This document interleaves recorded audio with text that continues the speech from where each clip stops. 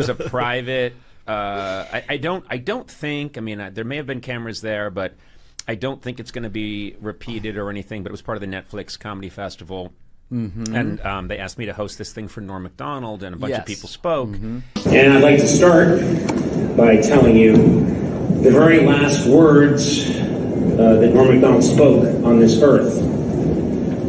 He said, "When I go, they damn sure they have a memorial for me. See to it that it's part of a much larger festival promoting a streaming service. Make sure you arrange it hastily and have it early in the morning. Now, damn it, make certain that many of the tributes are on videotape and that Rob Schneider is featured prominently. And finally, hold it in a theater in some part of Hollywood frequented by male prostitutes. Norm, we heard you, and we are here." And everyone was saying really great stuff, and a lot of people were funny. But man, Kevin Nealon had the greatest line, because a lot of us were talking about how brave Norm was, and he really was. He was fearless as a comedian. Yeah. And then Kevin Nealon gets up and he says, you know, he's saying very funny things, and he just says, you know, a lot of people up here are talking about how Norm Macdonald was brave in his comedy. I think of it more as a lack of judgment. I was just like, oh my God. Hey, the great Kevin Nealon was on the show. Who's funnier than Kevin? I can't think of anyone. Well, Nick Swardson. Well, I don't know. I love Kevin. No, Kevin's Kevin's the best. been around forever. Oh, he's hilarious. He's you know, kind I of love a hero Kevin. of Nick. Norm had that gear of not caring or wanting, like he would walk rooms. I know Larry Bubbles Brown, a friend of mine from up north. Norm worked a bit, and he could clear the room. San Jose Improv, like at least 300 people slowly walked out. So it's bravery or whatever. I worked with him at the Comedy Store once. It was just one of those nights. Bill Burr was there. It was just he just said the word cock like 200 times. Right. This guy's got a cock, right? And a cock. He just knew how funny it was to say that over and over and over. So, of course, the comedians love that kind of comedian. We're all dying. Right. But the audience kind of, where do we go with this? And he just went, there's only one Norm. I need your love. You free my mind. I need your love. Yeah, you free my mind. I saw you on Conan once, and you did say, you said crack whore and midget several times. Yeah. So then I did do a thing, full confession. I did Norm Macdonald as an alarm clock. And it was like, this is what I wake up. Hey, wake up there. There's a crack whore and a midget in your bed. So I just thought that was really funny, right? What about the other? We're back. That was Andy Digley you just saw dancing with Sharna Burgess. That was your dancing partner. Yes. She's new. She is? New to the, she was in the troupe. She's new to Dancing with Stars. Yeah. Like well, me. you were the last star on that show. I don't know the rest of the people. It seems, you know what I mean? This was. I know what you mean, but yeah. Not just now. I watched you on the show every week because I had actually had a bet. You did? Yeah, I had bet that you would win. I had bet that you would win. True. You did? Yeah, you would have won a lot of money if you put money on it. Were you a long shot? I was the dark horse, I think it's called in Vegas. You were? Oh, yeah. But I said, well, he's a physical comic. He'll definitely be able to dance, and he's in very good shape. Yeah. The minute you put money on it, that was the second I knew Andy doesn't have a chance. No, I didn't bet in Vegas. This guy's never won Now, when you're with the girl, it must be very hard not to be physically attracted to her during the training sessions. How's that go? Well, first of all, she's the hottest one. Yeah, she's incredibly the hottest one in the troupe or Is she single? in the company. She's not single. She has a boyfriend. That's never bothered you. Never stopped me. Do you have to have sexual chemistry to dance together in the first place? I wouldn't be a man with manly parts if I didn't, have feelings. I started getting feelings. I mean, very first time we were put together, she had to keep saying to me, "You feel this part of you?" my pelvis, Yeah. and mine, they have to be touching. Whoa. She had to explain it to me. Yeah. Her boyfriend's awesome, and her boyfriend is a famous choreographer. Yeah. Named Paul. So you could, if she wouldn't fuck you, maybe he would. Tried to get them both together. They're both great. And so, because when we first started dancing, I was holding her, because our first thing was what, a foxtrot, and it was in hold and with your frame, and we have to have our knobby parts. Yeah, I was foxtrot. dancing with her like a 13-year-old at a dance. Like I didn't want to touch my penis to her. It was, you're not supposed to. Right. You're not supposed to in You're not regular supposed life. to. Put a few drinks in me and there's lawsuits. I just thought of a good show. Fucking with the Stars. Now that I would win. Who would not watch Right that? to the top. I would watch that. You good at every fucking? week. You're probably good at fucking. Yeah. Yeah. You know what show I would like to go on? Fucking. Eating strawberry shortcake with the Stars. Drinking gravy with the Stars. Is it hard? But you remind me of a guy that's good at fucking. I love it. Fucking and sucking.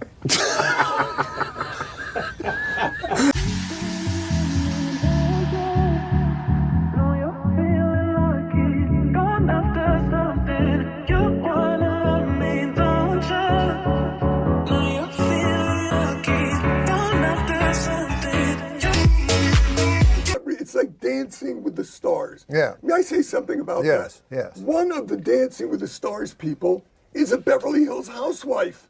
Yeah. How is she a star? And then Winona Ryder comes out, Winona Judd. Yeah. And she's dancing. I don't mind seeing hefty women dance. Sure, you But love I don't want to see it on television. Where do you want to What see I would it? do on that show is I would make sure that on the side they had an Indianapolis pit crew.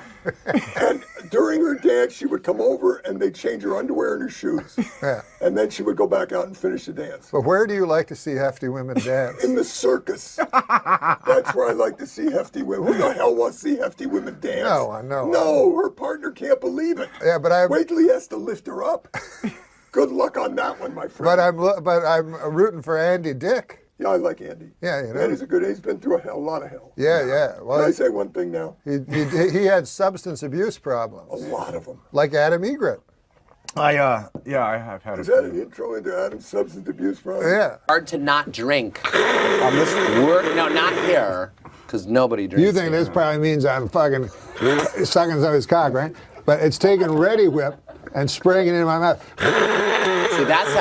He anchors the Weekend Update on Saturday Night Live, and he has recently quit the nasty habit of smoking. Norm MacDonald. Norm!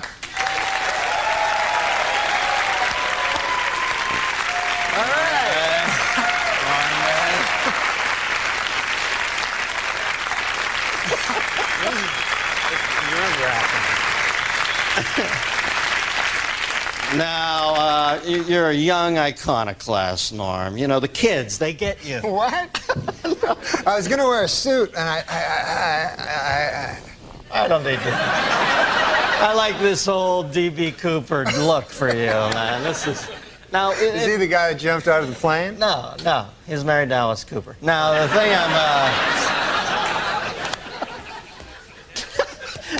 You remember you wrote for my first talk show? Yeah, you gave me my And I first used job. to come in the room, and you and Drake Sather had no lights on. It was like some fucking Anton LaVey Satan cult in there. And you guys used to turn out the sickest jokes ever. And everybody was always smoking. Then I see you on Saturday Night Live during the opening credits. And one of the things I like about you is you're completely unfiltered on that show. You'll say anything. And I saw in the picture you had a cigarette in your mouth. This guy just doesn't give a shit. So I asked you to come on. I find out you pussed out on me and quit smoking. What is that all about? No, because it's bad for you. They have these fucking things on the side. You have to read the fine print where it says, it's bad. Now, when did you first start smoking? I started smoking as a kid, like when I was, I think I was like 14, and I thought, I'll look really cool like if I start smoking, because I didn't get along with anybody. So I started smoking. Wouldn't you know it, I did look cool.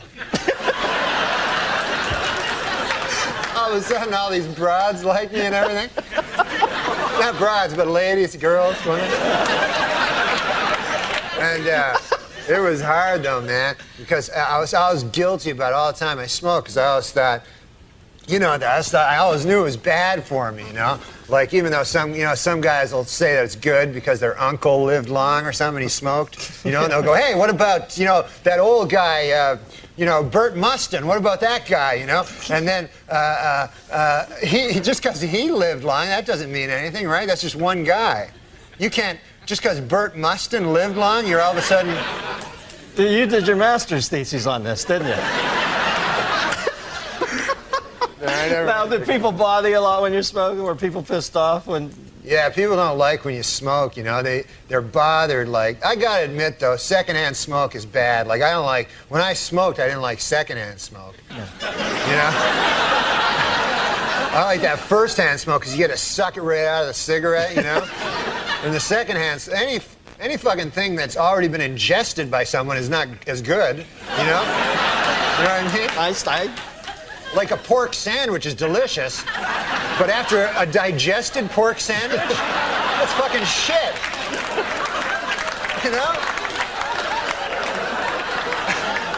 You can't fight that logic, Norman. You cannot? Do you think advertising brings kids to smoking? There's a lot of fight with the Joe Camel thing. Do you think they really? Yeah, definitely they got it. Because the thing is this. The advertisers, they got to go after kids because they're not going to get adults. Like, there's not going to be a 50-year-old guy going, hey, I should start smoking. That goddamn Camel. Look at him. They got to get little children. Joe Camel. Yeah. That's a frightening-looking beast. He looks like a cock. I read it. Yeah. I didn't make this up. And I know you don't mind first-hand cock, but... You don't know that. Don't say that. I know how this stuff happens, man. Because a buddy of mine worked on Saturday Night Live, and he said he was a fag once as a joke. And then he said everybody comes up to him and saying, "Are you a fag?" Gay man? I mean.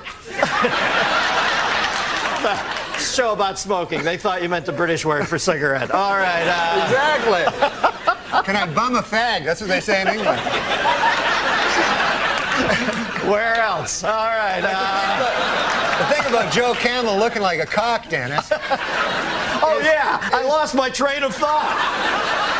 Thanks for bringing me back. Is this. This is what I've noticed. He doesn't even look like a fucking camel. He looks so much like a cock.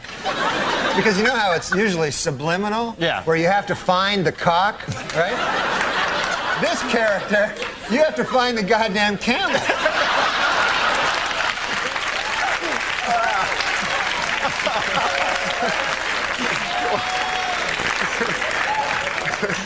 Yeah, believe me, when you only get 2 humps out of a cock, it's not worth smoking. All right, now, line 2, we got a phone call for you. Although I can't believe they'd still be on the line after this departure. Line 2, we've got Beverly from Middletown, Ohio. Beverly? Yeah, hi, Dennis. Hi, Norm. Hi, you didn't know my name, I don't think. Yes, I did. I watched Saturday night. Do you like it? Yeah. I liked it when Dennis was on it. Yeah, I did too. I watch Dennis every Friday. Get out of here. You're great at that, man. You're great at this. You know why? Because you don't give a shit about Dennis. You know what I mean? It's like the best thing you can do. Whenever I'd go on, they'd go, what's it like following Chevy? And I like Chevy. He makes me laugh. What the fuck do I think about Chevy? I'm trying to make a living here. Right, you know what I mean? Right. And when I see you, I know you're thinking the same thing. Like, screw Dennis. I'm killing. Okay. Anyway, go ahead. What's your question? Okay, since nicotine is such an addictive drug, do you think someday you'll have to have a prescription to buy a pack of cigarettes?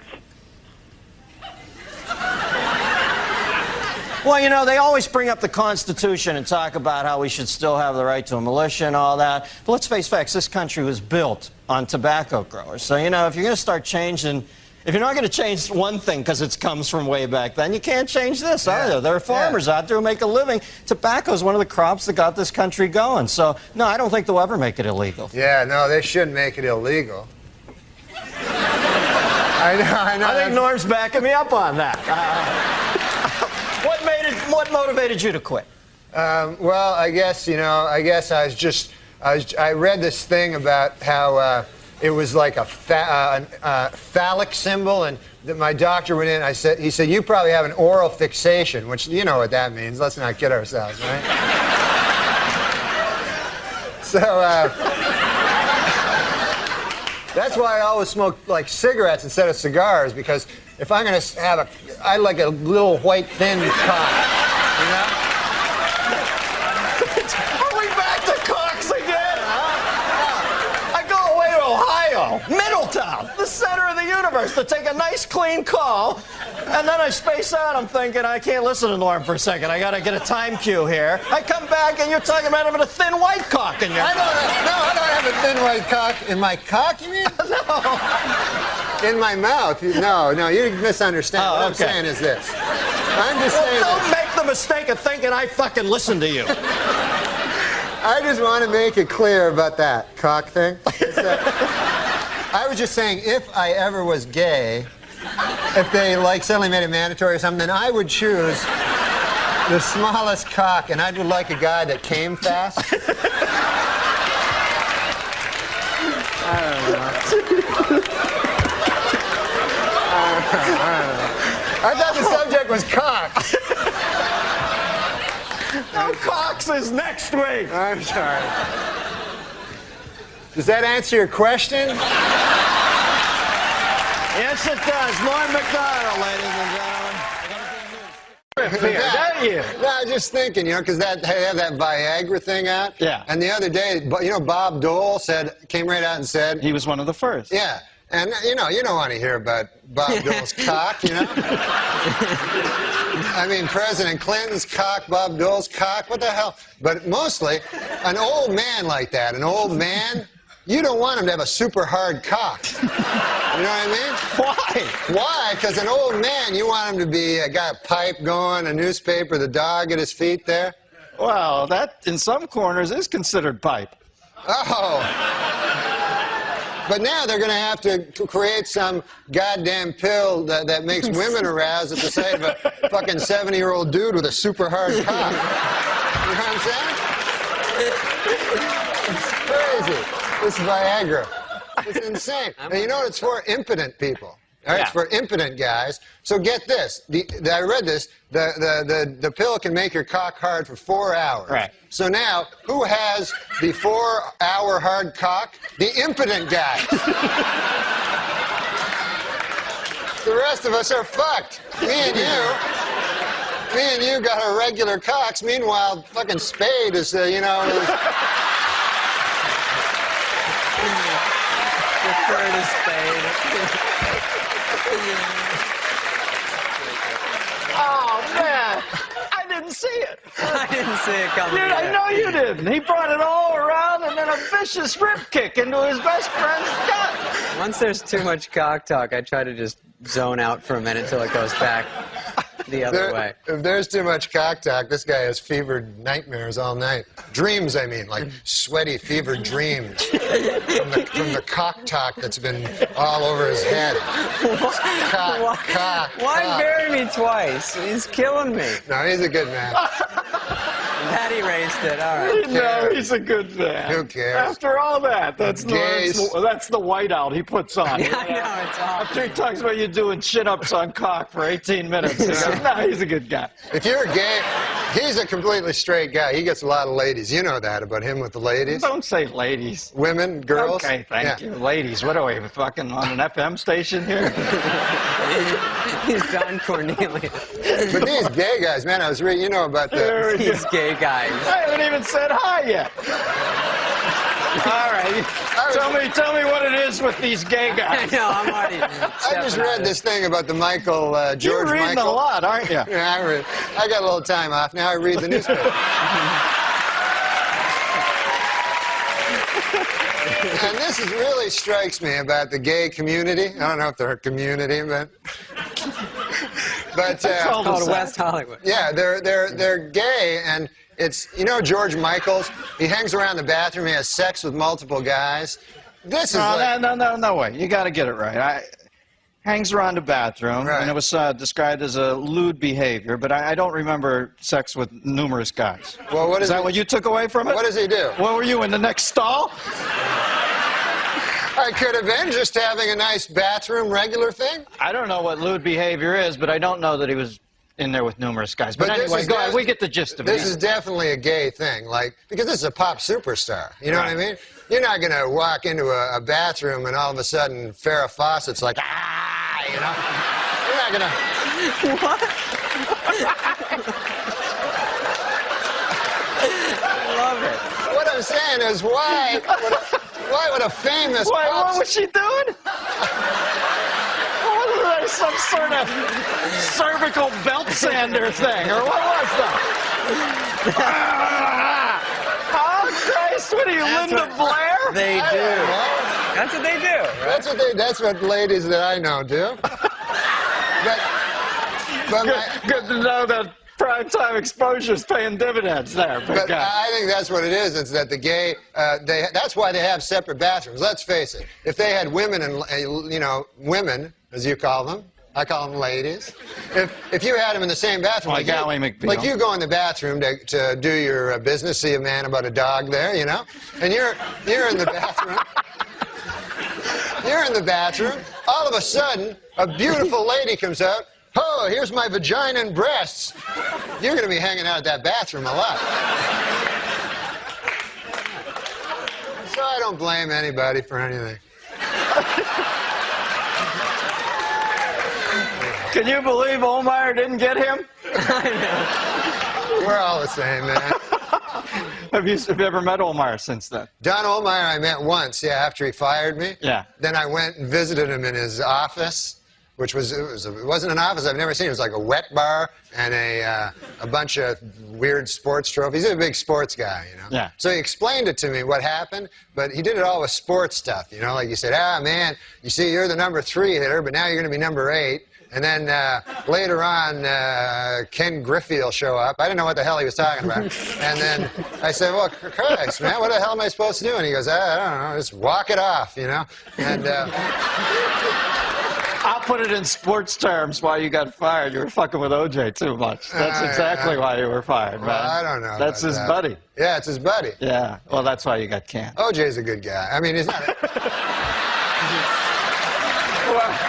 We got to end on that, Normie, but there's what they'll remember you by. OJ's a good guy. Man, Thanks for coming on. Norm MacDonald and David Spade. Stick around, guys.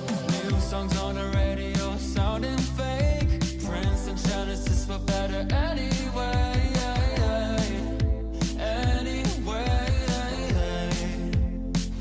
Am I just me? Luckily, we have the good taste to bring tonight's guest back. Every season, he is as uncensored a wit as they come. His new sitcom, The Norm Show, is on ABC Wednesdays at 9:30. Please welcome George Wendt, ladies and gentlemen. They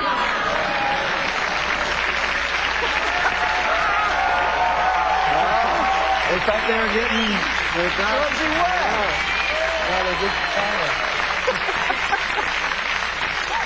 Norby! How you doing, man? How are you? I'm all right. How's it going? Year in, year out, my favorite guest. All right, you're a good man. Because you have no inner barometer of how far to go. Well, no, because it's HBO. I like to be dirty, and it's fun. You know what you are? You're like a profane child. That's how I think of you, because you always say, I like to be dirty. Then you go up on this Pynchon-esque cock rant for like 3 minutes. Yeah, cocks are ugly, and Joe Campbell's a cock, and you're always shuffling your feet. What are you nervous about? You're a star, for Christ's sake. How's that sitcom world? Is that hell, or do you like that over there? It's not a lot of fun, but, it's good to do. No, it's not on Olmeyer's. Has Olmeyer sent you a congratulatory telegram, or what word am I looking for there? Olmeyer, I haven't heard any missive, I think. Who's the Olmeyer at your network? This lady, Jamie Tarsis. She think you're funny? Yeah.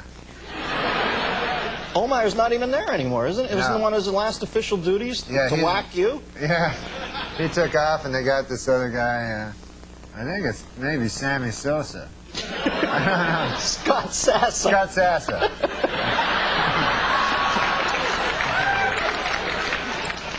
All right, now I want to do a Rorschach thing. What flashes into your mind when I say bad taste? What do you find bad taste? Well, there was this performance art guy I remember in New York that his whole big thing was he'd take a picture of our Lord and Savior Jesus Christ of Nazareth, and then that's Jesus Christ. Yeah. And then his whole act is he'd piss on it with his cock. Wow, you know, at least he showed respect. He could have pissed with his, what, arm? You're right. So I thought that was really and horribly bad That's over taste. the line, as far as... Yeah, because Jesus Christ, you know, he died for the guy's sin, and then the guy pisses on his picture. And it was a picture of Jesus dying for his sins. Like he was on the cross going, oh, I'm dying for the guy's sins. And then this guy's like pissing all over it. But, you know, when Judgment Day comes, he's going to have to face Jesus Christ of Almighty of Nazareth, you know. And Jesus is going to say, hey, asshole, what's with the peeing on my picture? Yeah. That negates every other good thing he ever did, you know. Yeah. He's like, you don't piss on my picture. Yeah. You don't want to come up to the gates of heaven, God's leaning there with a nunchuck strapped around his neck, you know. How do you go, I'll have some performance art for you while the fucking devil shoves some coal up your ass.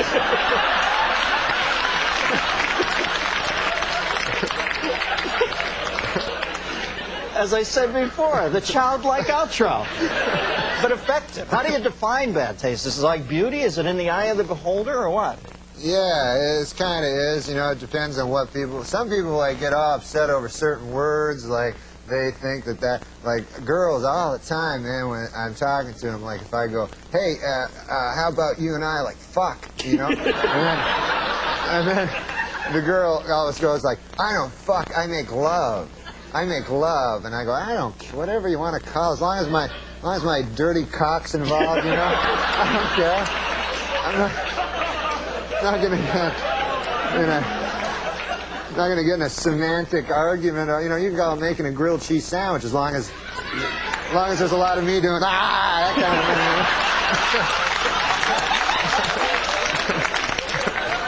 thing. Now, what's the earliest into a hitting on a woman that you've ever said, I want to fuck you?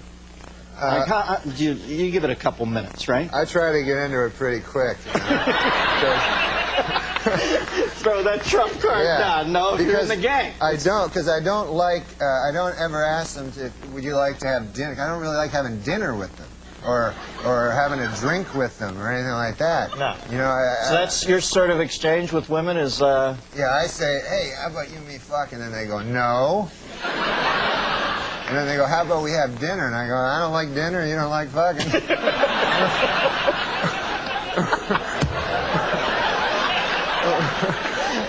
So it's a pretty basic thing you have with women. Kind of a basic exchange. I'm not good with girls. When do you remember first being cognizant of bad taste? You know, because when you're a little kid, everything's kind of funny. You know, like farting is explosively funny. Right. When do you remember first being able to differentiate between bad taste and good taste? I know when you're a kid, you'll say anything. Like, I don't remember much, but I have a little boy, you know, sweet little boy. You have a son? Yeah, he's a Norm, good boy. I didn't know that. You didn't know that? Yeah. You want to say hey to him? Yeah, hey, well, you better he can't watch this. show.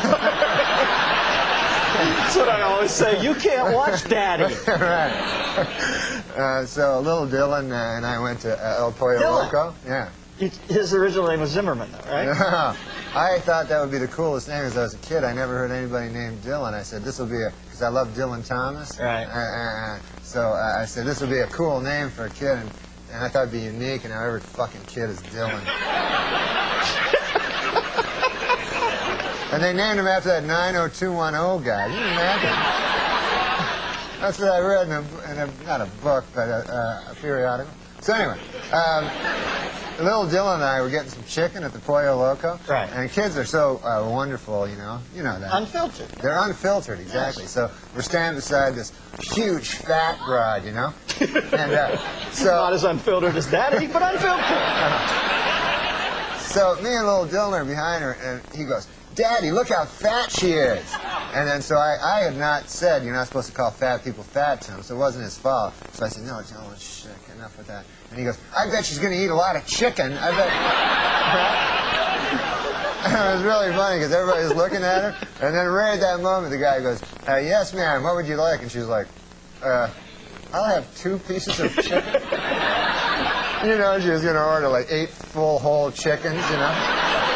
Well, how do you know that? Yeah. How do I know that? Yeah, maybe she wasn't going to order 8 full chickens. Oh, no, maybe she was... because right when she ordered the 2 chickens, she did like the shifty eye, you know.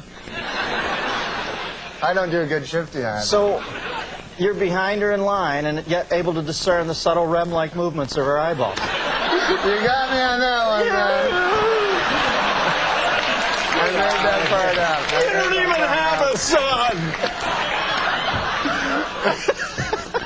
For the purposes of that anecdote, I am not Darren.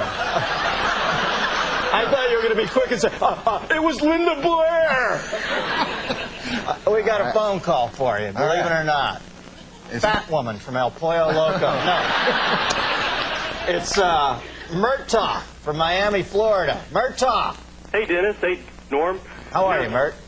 I'm good. You know, I can't wait to see your new show. It really looks good.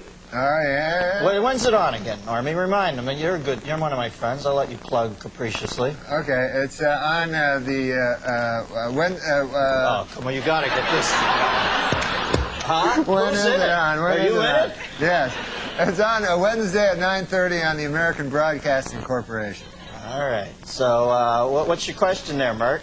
Okay, why is it people like this annoying Joan Rivers, you know, always criticize people's bad taste at the Academy Awards, you know, like Gwyneth Paltrow, who's like the hottest chick on earth.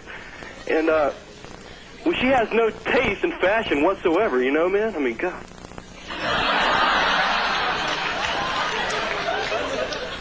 I don't. You know what? I feel awkward here because I met Joan Rivers once and she was so nice to me and so funny. But I agree with him to some extent when she gets like lays into Kathy Bates or say, you know, Kathy Bates never did anything wrong by her. And I just think there's that slight tinge of desperation in Joan sometimes nowadays, you know, that she'll say anything and that kind of. Yeah. I don't know. Sometimes that makes me uncomfortable. But, you know, she's a good dame and she does a great show there. I hate slamming other celebrities. Yeah. You know what I mean? Remember when Spade did that, how he lived his life in fear? To Eddie?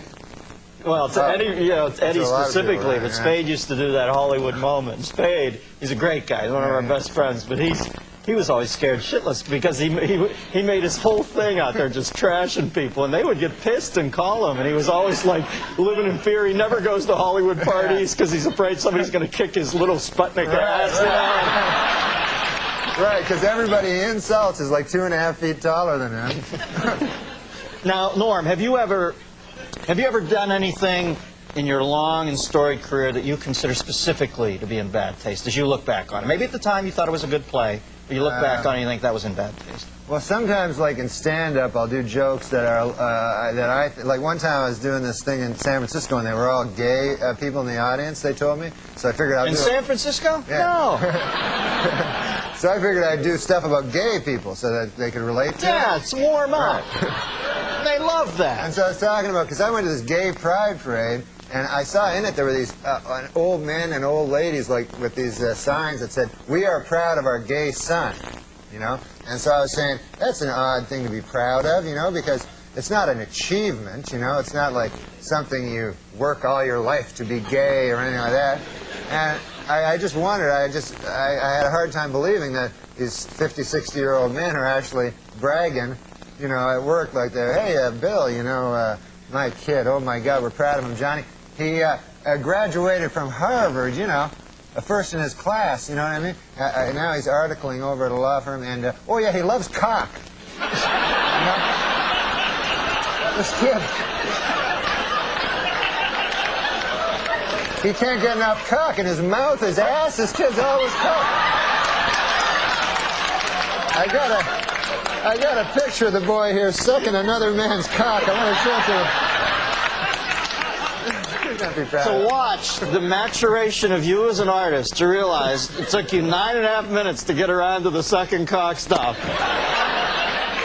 It's beautiful to see you comfortable in your own skin, Normie. All right. The Norm Show, 9:30. What night? Wednesday? Yeah, Wednesday. ABC. Good luck with it. Norm MacDonald, stick around. Norm to do the news. Norm MacDonald, ladies.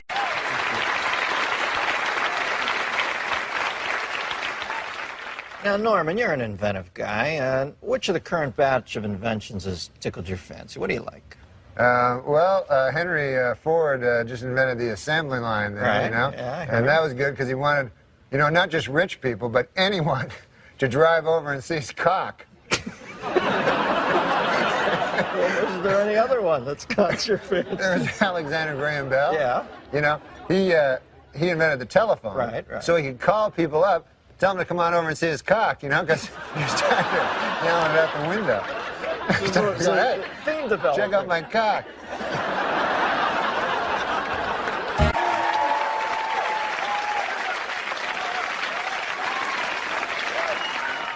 So, Norm, I hear you just got back from New York City. What's happening in Gotham? Oh, my God. Well, the big thing is the new Empire State Building. Have you seen this? I've heard. I have not seen yet. Oh, it's crazy. What I'm interested in is the original architect's blueprint, you know? Yes. It called for the building to be painted flesh tone, Dennis, with a large rounded head so the architect could lie on the street and pretend he had a 1,000-foot cock. Frank Lloyd Wright, more like Frank Lloyd Cock.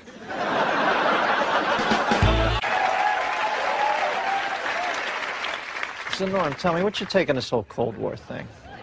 Well, my brother works down at the UN, right? And you remember last week when Khrushchev was banging his shoe on the table? Crazy bastard. Yeah. So my brother was sitting beside him, and Khrushchev, like, he accidentally slips, and my brother gets hit right in the cock. With the shoe? Yeah, by Khrushchev's shoe. So my brother turns to him, he says, "Hey, you hit me in the cock again, you dirty commie, I'll bury you."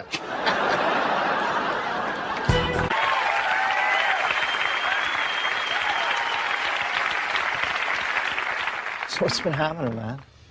Oh, man, I dropped acid the other week. That is bizarre stuff. Really? Yeah, my cock started singing to me. I like Joe Cocker.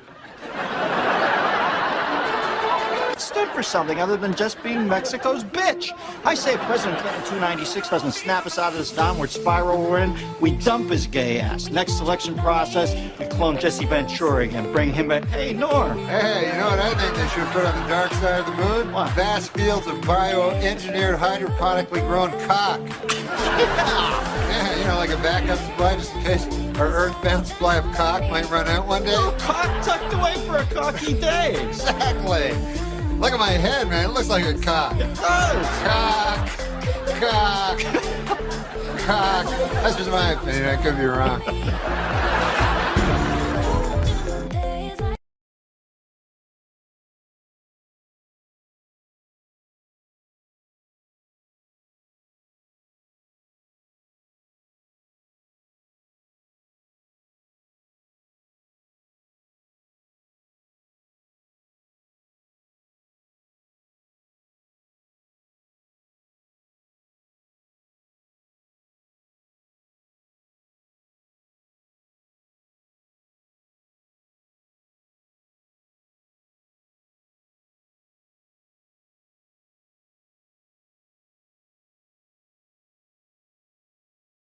The smartest cat I ever knew at SNL, and a much revered figure there is joining us for another segment. This is my former producer, longtime writer and contributor, Jim Downey. Jim, I had Norm on the show yesterday. I always thought Norm, from the first second I saw him, was just a flat-out misanthropic genius. I always gave him a wide berth as far as time schedules and that, because I just said, well, I'm going to grab Amadeus and tell him he has to be here to do busy work. You know what I mean? That isn't going to happen. So I think he's a genius. What was it like to work with him on Update? Well, he is a genius and the most fearless performer. He likes people to laugh at his stuff. He enjoys that, but it's sort of one of like, half a dozen important aspects of what he does. Mm-hmm. So that if he really loves a joke or a bit, he will happily go out there and do it, whatever the response is. And there was if you want to hear a story, I love me a Norm story. One time we were in the office doing Update stuff, and there'd been a news item about there was going to be a newspaper for the homeless you know. And so we were thinking about doing some of that. So we started improvising. It was more of a scene, not something we could do on the segment, but it was like a tough kind of Perry White kind of editor going like, "You, Miller, I want 500 words on going to the bathroom in your pants. You, Immel, give me something. Give me a human interest thing on urine stain matter. You know, that kind of thing. Yeah. And like a lot of like photos, maybe some, you know, a little human side, you know, what are, you know, pets, that kind of thing. And so nothing came of it, and I sort of forgot we had the conversation. And then the first meeting we have after the summer, Norm comes in and goes, hey, Downey, remember that, you know, that thing we were talking about there with the, remember that thing with the newspaper for the homeless, you know, that thing, the homeless newspaper? And I go, yeah. He goes, yeah, well, you know, I was out in L.A. and I was asked to do this benefit, you know, for the coalition to feed the homeless, you know. And, you know, and I'm going, no. And he goes, yeah, you know, I did that bit, you know. They hated it. Hated it. All right, you tell me now. That's the Andy Kaufman part of the joke, or is he actually surprised that they hated it? That's what I can't quite figure with Lord. I know. Jimmy calls in here periodically and says that he has bought a puppet and he wants to work material out on the show. And I'll say, well, tell me about the puppet. And it's an old man puppet who's a Holocaust denier. And it's obviously just Norm sitting at home talking as Norm. He makes no pretension to a puppet voice. I know. And I think he's Andy. I don't know. I view a lot of Andy Kaufman in there. It's just he also would like to, one of the things that he would really enjoy just getting into a character, and then you could not get him out of it. Like he liked doing old man stuff, yes, like being an old geezer and complaining about aches and pains and stuff like that. And then you go, okay, Norm, now seriously, now we actually have to talk about it. You know, he'd start doing stuff about rheumatism and you know, things like that, and you just had to plead with him to just stop. But he was on his own kind of, you know, set of rhythms. The speed with which he would take his sport coat off at the end of his Letterman impression always I would watch the thing just to watch, because Letterman's so ill at ease with show business, always makes this conscious show of getting rid of the sport coat at the end of the show. And when Norm picked up on that and did that as impression, God, I fell out. You know, I learned a little bit about that was Norm. And of course, Norm's a little crazy, but Norm, you know, a big host would come and we'd all get all hopped up, like, okay, Rosie's gonna bring in big ratings. Let's get our AP. Where's my goat? I'm gonna throw out a goat. And Norm would sit there in the pitch meeting. We'd all be dead serious. You know, Will would throw out, I'm going to do a cheerleader. Right. This one and that. And Norm would be like, yeah, I got a sketch where, you know, you're going in your pants, you know? And you're just walking around, and you're like, yeah, I'm the guy with the in my pants, you know?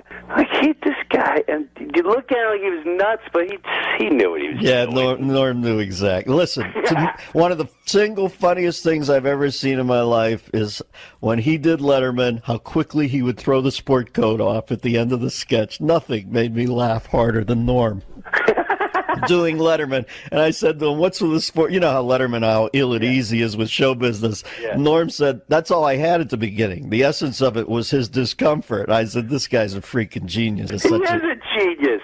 He would warm up the crowd. Now, when I would warm up the crowd, I would warm it up like I was playing the Garden, and I wanted to teach everyone a lesson. If I'm cut from tonight, I want you to know I should have been on. That I was a badass. Yeah, I'd warm up the crowd, kill. Norm would go up behind me, and he'd go, hey, you know, Jim Brewer and these guys, he's got all these great impressions, you know. So I said, well, I better learn some impressions. So, are you guys all ready? This is my newest impression of these. I love it. Because here's Ed Sullivan. And I'm like, he's really going to do Ed Sullivan? Like, why would you? He goes, Ed Sullivan introducing the Beatles.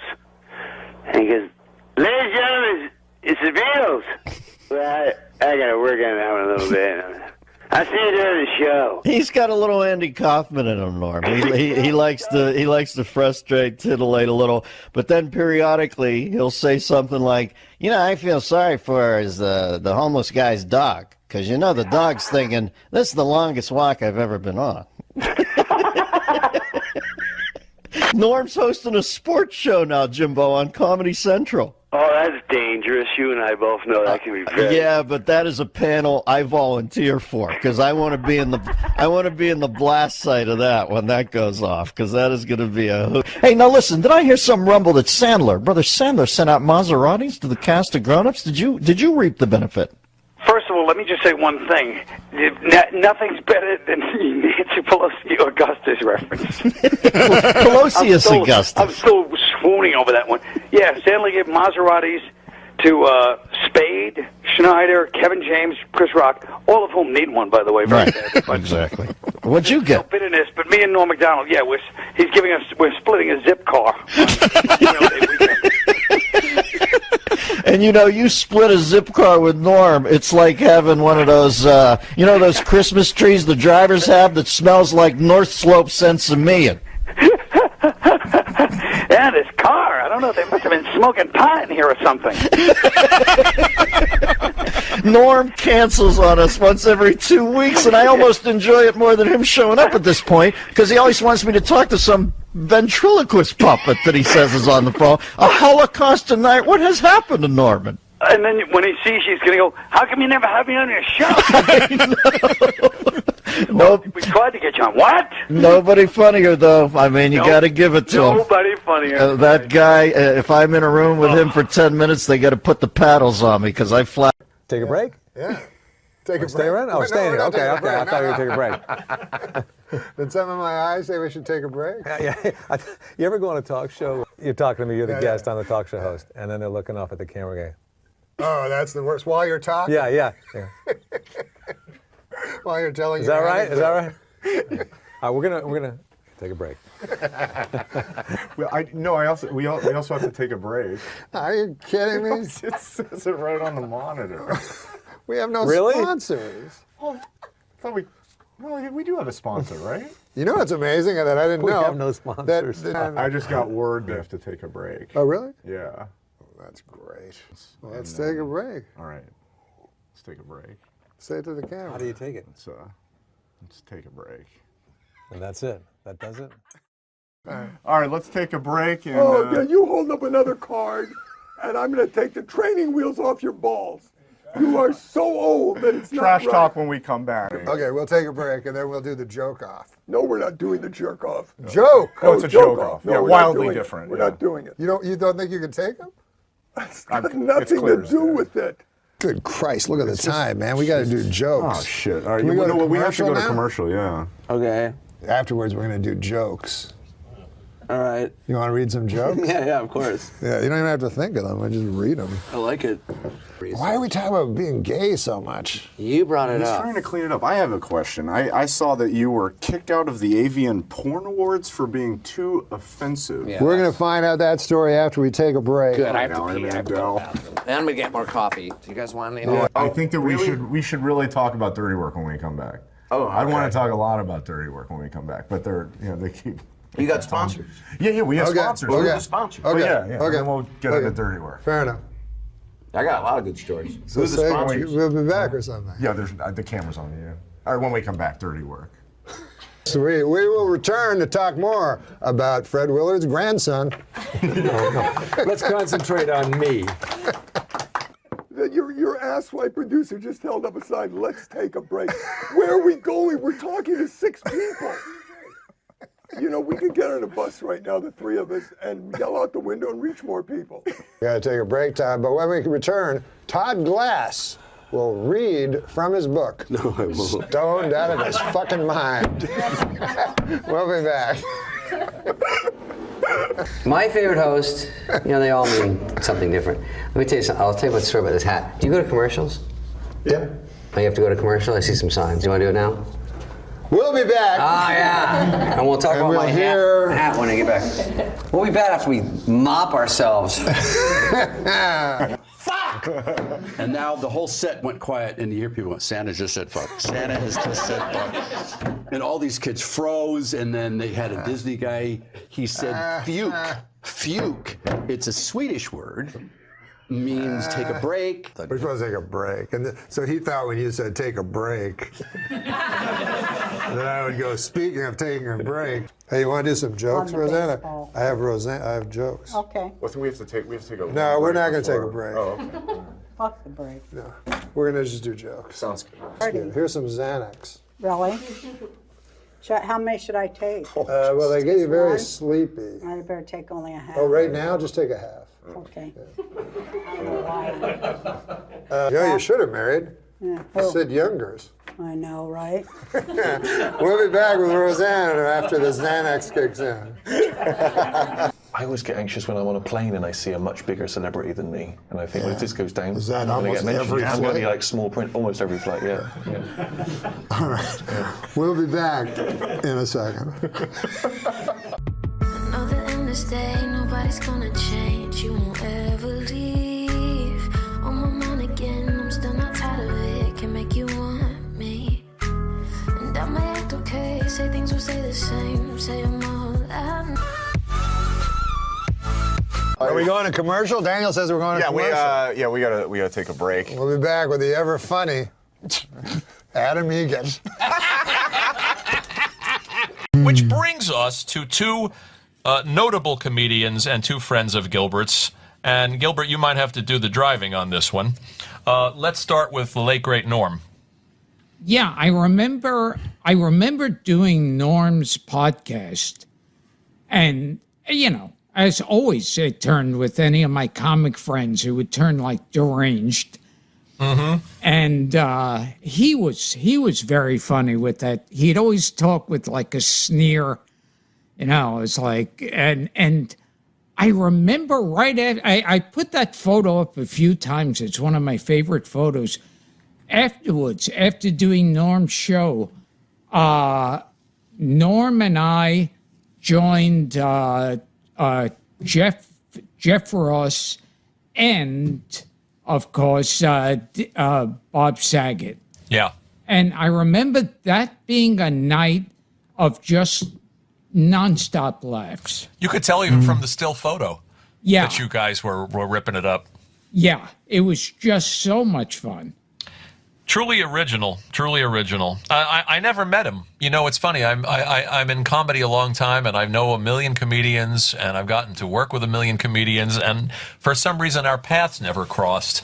And we wanted to get him on this show, Gil, as you know. Yes. And he was Norm. So he was strangely strangely hard to pin down, or non-committal, or could do it and then couldn't do it, and. I can't. I don't really know. I know I'm working.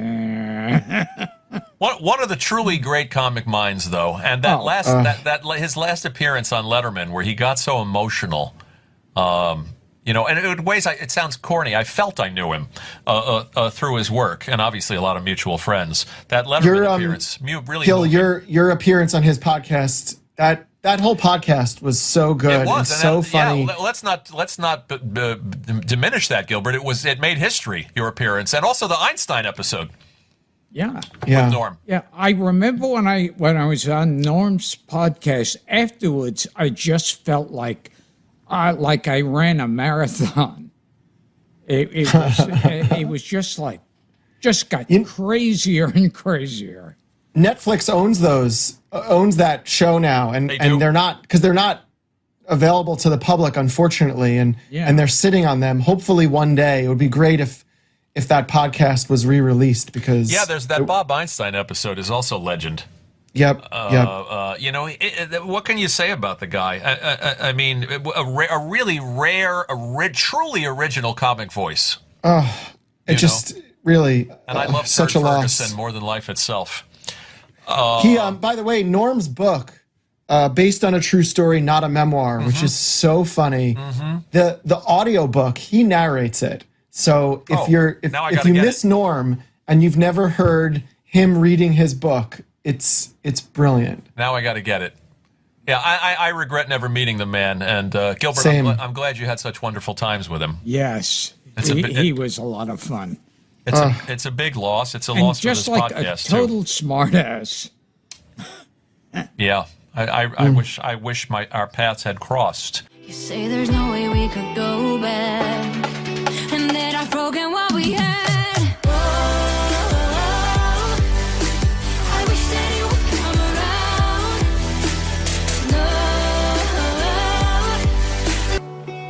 around. No.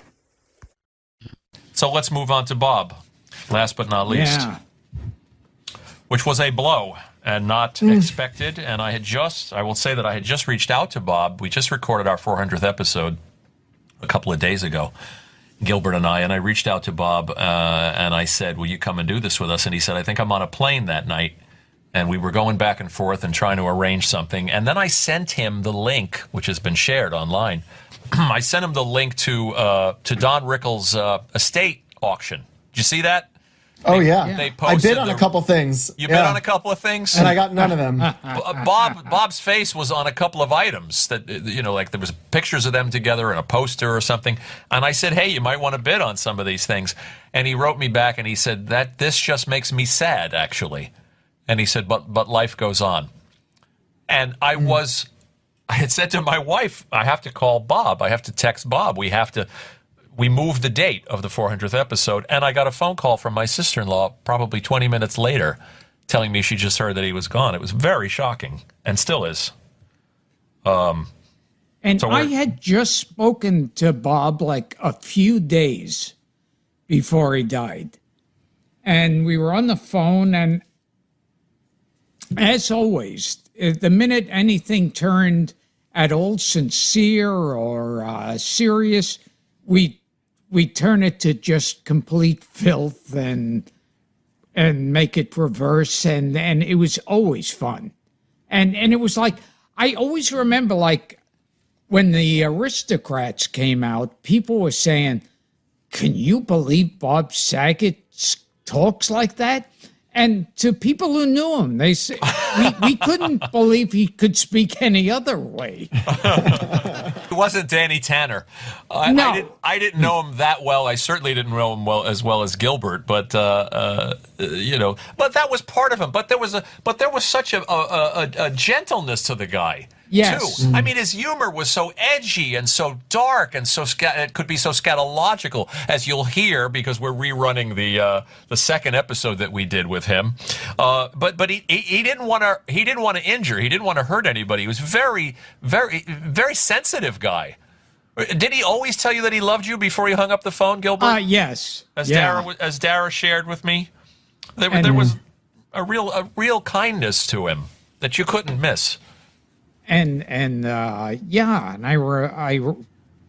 remember I got a call from Jeff Ross who said, sad news, Bob Saget died.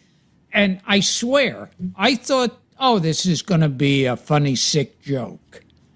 And I said, okay. And I was waiting for the punchline. And then he said, no, seriously, he died. And I still have a hard time grasping that. It's a gut punch. It really is. Gilbert you made the rounds. You went on CNN. You went on television. You said some lovely things about him. But 65. I mean, it's too young. It's too big a loss for. And it seemed like he was another one starting out again. Like he did a live show. Yeah. And he was really excited to be getting back to live performing. And going back to the second podcast with him, and he started that podcast, Bob Saget's Here For You. And it did seem like he was entering another phase of his career and another phase of his life. It seemed like he was more wistful and trying more to be of service. I mean, that's why he was pleasant to be around. There really was no show business at all to the guy. Yeah. And he struck me, again, didn't know him well, but he struck me as also having a sadness about him. Do you think that, Gil, did you feel that? Yeah. A depth and a sadness about him. And he also, he had two sisters who died. Yeah, that's right. one from Scleroderma, which was a charity he did loads of work for. Yes, to his credit. And see, there's another thing that shows that what I've always said about comedy and tragedy. He made, I remember being with him a few times where he made jokes about his sister. You know, really deranged stuff, but then you see, I mean, you know, he loved his sister. Of course. And his family was totally traumatized by it, but he could just be completely sick. I think if you could communicate with the dead and get in touch with Bob Saget, he would make completely bad taste jokes about his own death. He was that kind. He would just really staying true to his art to the end. Yes, yes. To the bitter end. It's a big loss for us personally, for Gilbert and Jeff and Stamos and obviously a lot of his friends and fans. And I put up a photo too. I was on the beach with Jeff, and we're holding up a phone, and on the phone is Bob Saget, because we're sitting on the beach and said, "Hey, let's call Bob." I saw the picture. Yeah. Yeah. Not much else we can add. Rest in peace, Bob. Have you ever been with a porno girl? Yes. A professional pornography person? Several times, yes. Oh, several times. And how does that... See, that would intimidate me because I would think... You know how when you're in bed sometimes and you're like, you're doing something that you think you invented? Have you ever done that? And then I did invent them. I'm still thinking that. I believe it. because oftentimes it might have just been the pornographer's girl's husband that actually invented it. Well, I don't know that the husbands, the spouses of people in pornography are sexual pioneers. I imagine that they are like shuffling little eunuchs in the sex. They've married a person who's working in pornography. Yeah. If you're prepared to make that Faustian pact, where are you psychologically? Yeah, well, you go out with them. This is a casual interchange. That's not like, you know, I'm making more of a commitment to you by sitting here. So I mean, it's not but like, is it you know, a let's challenge go on a to you? voyage. Yes, but like for me, look, what you got to think of, don't see sex as some treacherous, deceitful, grubby little act. It can be that, but see it instead as I see it as a beautiful confluence. And then women in pornography, if you treat them very, very, very lovingly and graciously, it awakens within them. In addition to their skill and their willingness to experiment, there's an incredible, I don't know, joie de vivre, an incredible libido in its literal sense, life force that you can be accessed. I don't think be intimidated sexually unless it's by some sort of strata of being you don't typically want to have sex with, like a cow or a camel or, in my case, a man. Yes. Now, that would be intimidating for me. I don't know how all of the orifices work. Yeah. I think that's exactly the same. With a camel. Yeah. Well, I'm an old chunk of coal. I'm near 50. Uh-huh.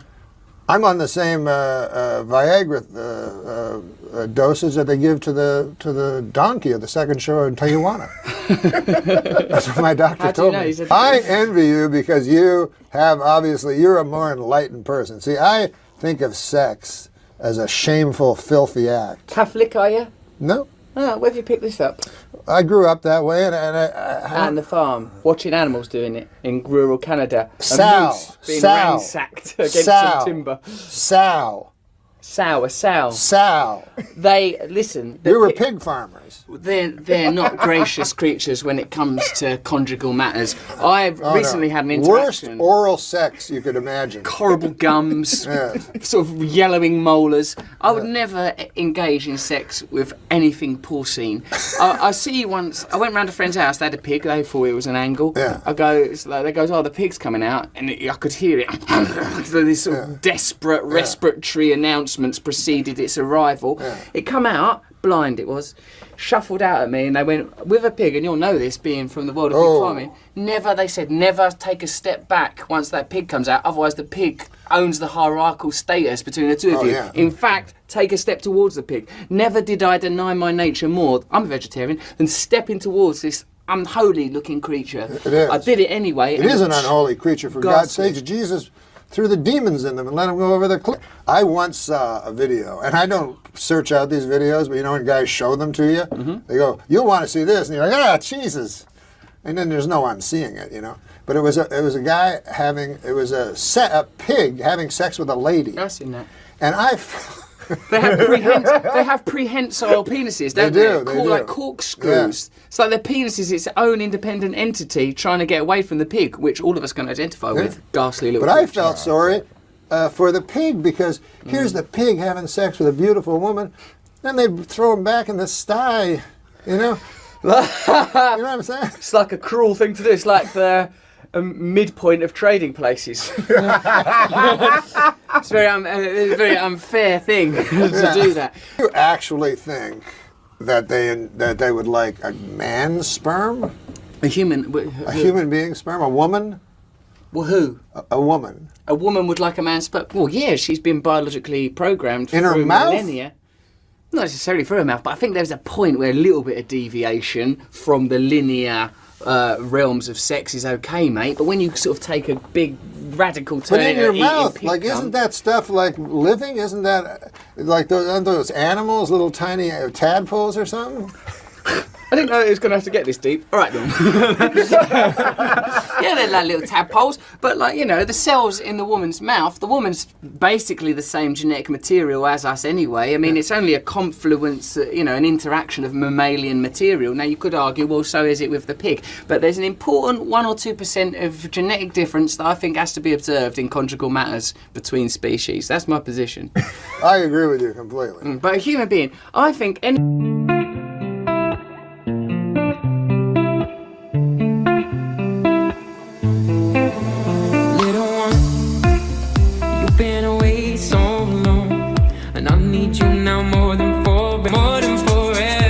What do you think is wrong? Wronger. Wrong in more wrong. What would you think is more wrong? Having sex with a child, human being, or an adult pig? Like, you've got to do one. That's the You got to options. do one. Yeah, you're on a deserted It's island. not me. It's some hypothetical You're person. on a deserted Russell island Brand, with a single elevated. tree. It's You're not on a- me. It's this person called Doug. Yeah, right? yeah, Doug exactly. is on this island. Doug Look, is on a. Do it with. Look, I won't have sex with a child because I think the pig may not be as bothered as a child. I think it could have huge psychological impact on the child. So, out of compassion, I would advise Doug to do it with the pig and to leave the child alone because of the potential psychological impact. Even though the child's on a bloody island anyway, that's going to mess him up, all that Robinson Crusoe crap. How old are you? Well, hold on a minute, that's non sequitur. What kind of erection do you have? Hold on a second, mine's marvellous. But let's say because mine is bendy. This is my problem.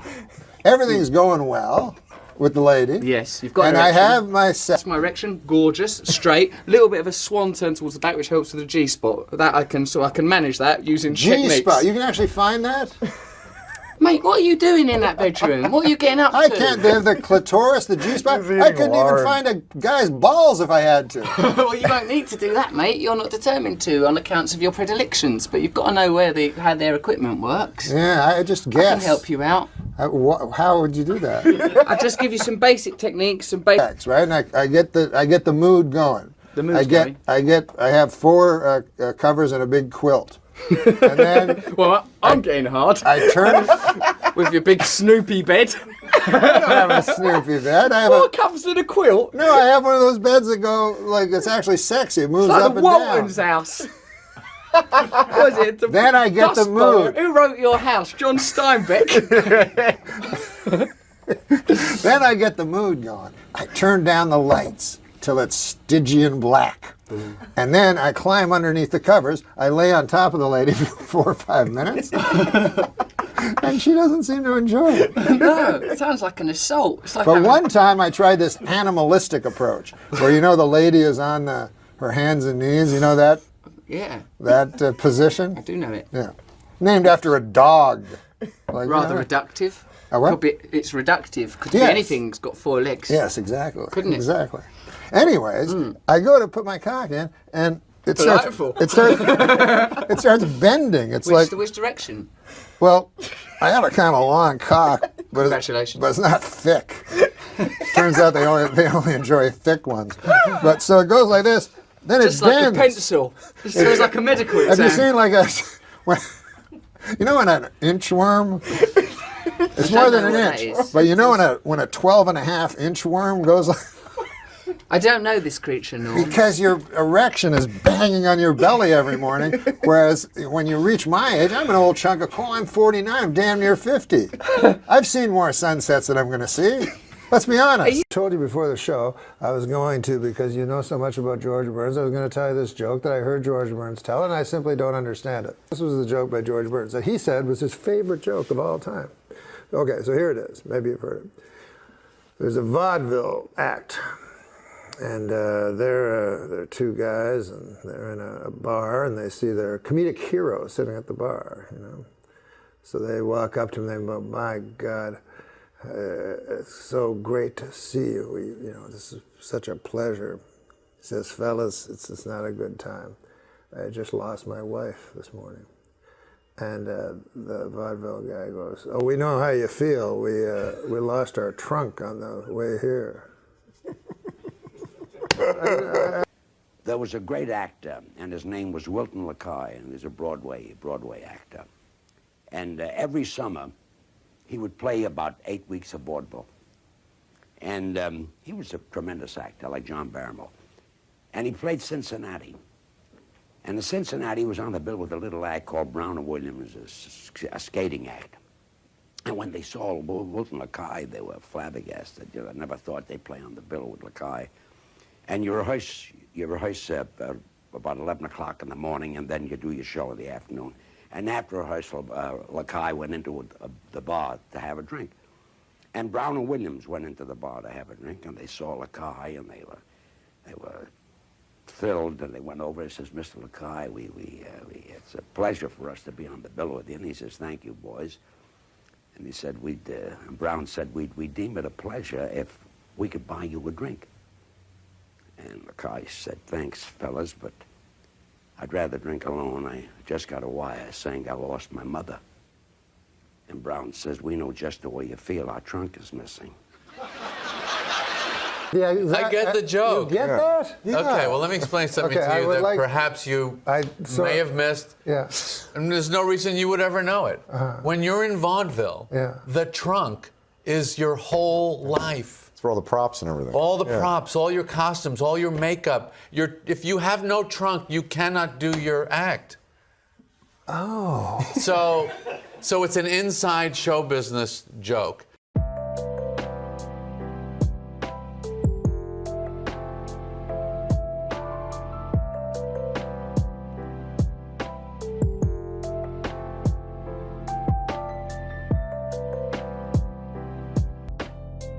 This is the greatest Jew joke I've ever heard, and I love it. You're not going to get it. Okay. Okay? Yeah.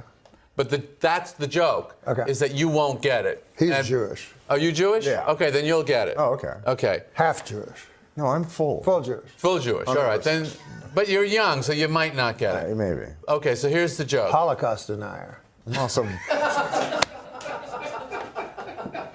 I'm not going to hold that against you. I'm surprised this guy's still on the air. He's a Holocaust denier. Oh, well, I'll have another one for you tonight. As soon as we leave here. Here's the joke. Now, the setup of the joke is it's a Jew joke. Okay. Two Gentile businessmen meet on the street. One of them says, "How's business?" The other one says, "Great." See, he gets it. He really got it. He really liked it. There's so many jokes about Jews, Jews, and Jews. I was delighted to come across a series of Gentile jokes. I don't know if they've made their way around here.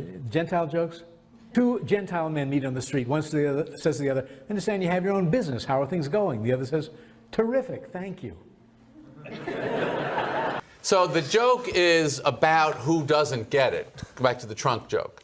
That's part of what makes the joke funny. He's Jewish, he gets it. Yeah. You're not, you don't. But I don't believe he got it. Oh, yeah, he got it. He got it. Can we find out? Yeah. Yeah. Tell Norm why that's funny. Because it's two Jews and how's business? Great. Well, that's just what he said. No, it's two Gentile businessmen. Oh yeah, I don't. That's what's funny about it. I knew he didn't get it. I can spot fake laughs. It's two Jews, that is never going to be the answer. Because they're going to be. No matter how business is, they're all going to complain. It's going to be fucking 20-minute reasons. Okay, you just fucking saying it 2 seconds after he says it. Yeah. Isn't that interesting? Yeah. And here do you like the joke? Yes, though? I do like it. It's a funny joke. How much do you make doing this? You know, 0. Don't make it a cent. Come on, you got to get something. Don't make a penny. I think these fellas do over here. No comedian shows up anywhere for nothing. Gentile.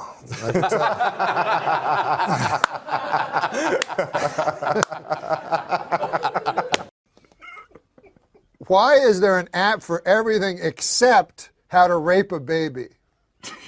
Jesus. One of the most popular documentaries on Netflix. One of the most popular documentaries on Netflix is Jiro Dreams of Sushi? Jiro Dreams of Sushi. I've seen that. It's very good. That's a fantastic documentary. One of the least popular documentaries, Jiro Nightmares of Acid. Oh, yeah. Unwatchable. I actually did. I liked it. The DVD commentary. This is not topical. It's just about. It's as if it's about your life. You know. How come none of my friends ever have a dungeon? Instead, they all just have rape dungeons. So it's not a regular dungeon, is what you're saying. Dungeon. Thanks for again. It's the bus. I've never been thrown under an entire Trailways fleet. Why did the moron throw the clock out the window? Why? Because it reminded him of Richard Clock, the man convicted of knife raping his wife. Good God Almighty! You know, Jesus. There used to be some. All right. I'm sorry, I didn't know that one was coming. Wait, I have a question. So you guys are two very funny females, but when you post videos on the internet, sometimes being a female is a little bit different than if I was to post a video on the internet. What's that like for you two? Sometimes we've been called certain things many times. How do you deal with that stuff? I think I'm numb to it now. We've been called everything so many times. I can't even in the beginning take it was like, anymore. Oh my God, I can't believe this. We should just stop doing this. And then now we just don't read the comments and keep doing it. Yeah. I think that's the right way I think to the do it. last Oh, are comment you guys, I read are was you the guys guy- talking about Barfy Man 362? Exactly. Is that you? No, that's that motherfucker. I don't even want to give him attention, but you know, listen, you know, saying those kind of things about me. Talk to him. Talk to him right now. Talk to Barf. Listen, Barfy Man 362. right. No, you cannot rape my mother with a knife. Now it's official. Yeah, that's the kind of comment we didn't want to read anymore. Yeah. A lot of sandwich makers. Bitches, go make me a sandwich. Those ones bother me less than the knife. Oh yeah, the raping mother ones stuff. are worse. Yeah, you don't want to be raped with a knife. I'll gladly make I a would sandwich. much rather be raped with something else. Yeah. I had a black guy open for me, and I got him into the hotel. Nice guy, Vince Champ. His name was Vince Champ. I don't know whatever happened to that fella. But a nice man. Arrested for rape. He knows. He knows. And he's not making fun of rape. Well, it's like that comedian that would rape people at comedy club. No, in colleges. Yes, Vince Champ. They always said his great gimmick was that people would think who did it, and they never, because he'd go on to another town and another college, but when people say, what about the comic? Yeah. Maybe the worst gimmick a comic ever had. Straight to the heart. I went a long time acting like I wasn't broken apart by you.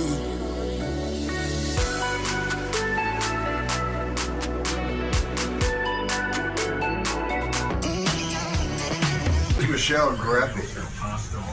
Yeah, you got a bad review in the paper by Michelle Greppy. She hates you. Yeah. What'd she say? But the New York Times loves me. But Michelle Greppy hates me.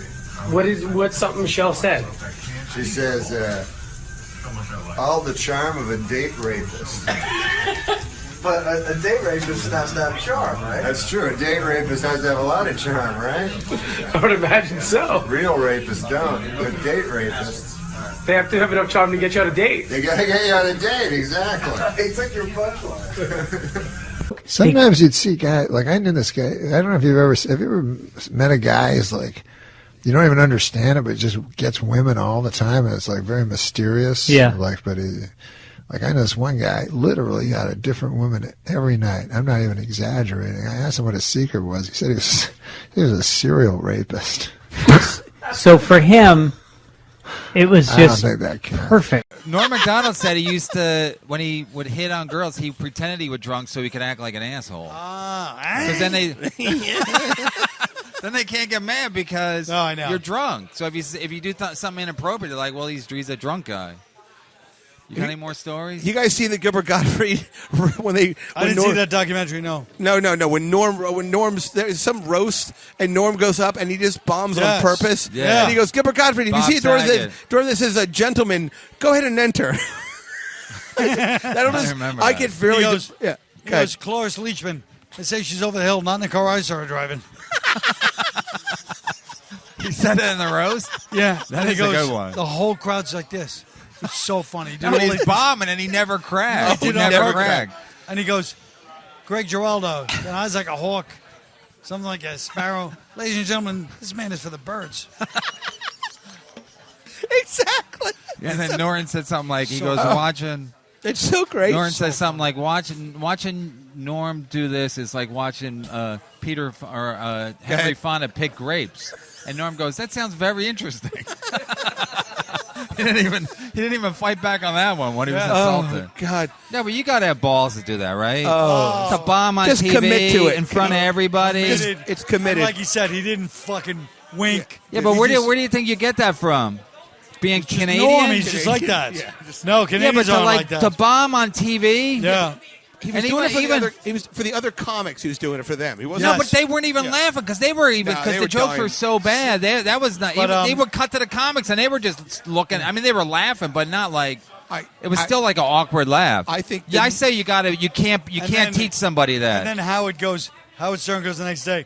I didn't really think it was that funny. And Artie goes, do you know the balls it took? Howard goes, why does it take balls? And Artie goes, because it is like you wouldn't get it. And he did it anyway. Yeah. Now it's like, no.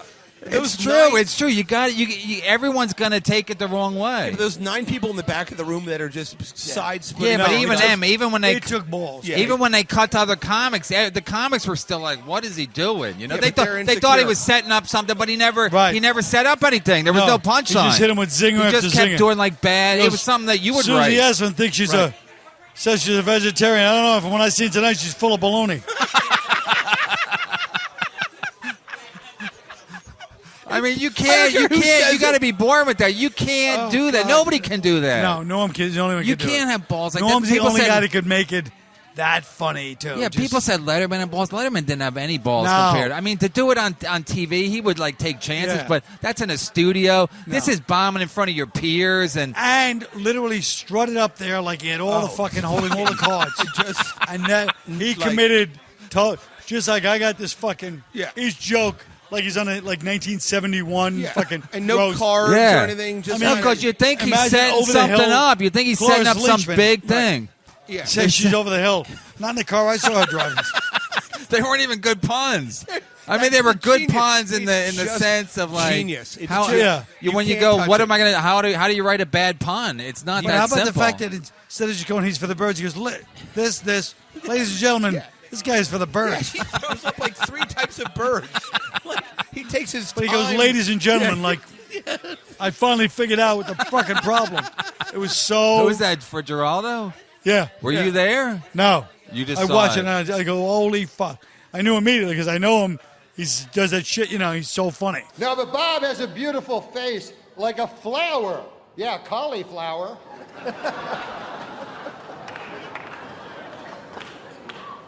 No offense, but your face looks like a cauliflower. No, there are times when Bob has something on his mind when he wears a hat.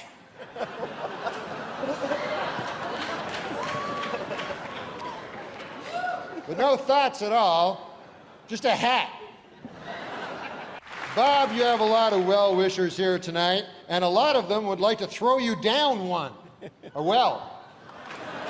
They want to murder you in a well. Seems a little harsh, but apparently they want to murder you in a well. It says here on this card. And Bob is not very worldly. He thinks the English Channel is a British TV station and not a body of water separating England and France.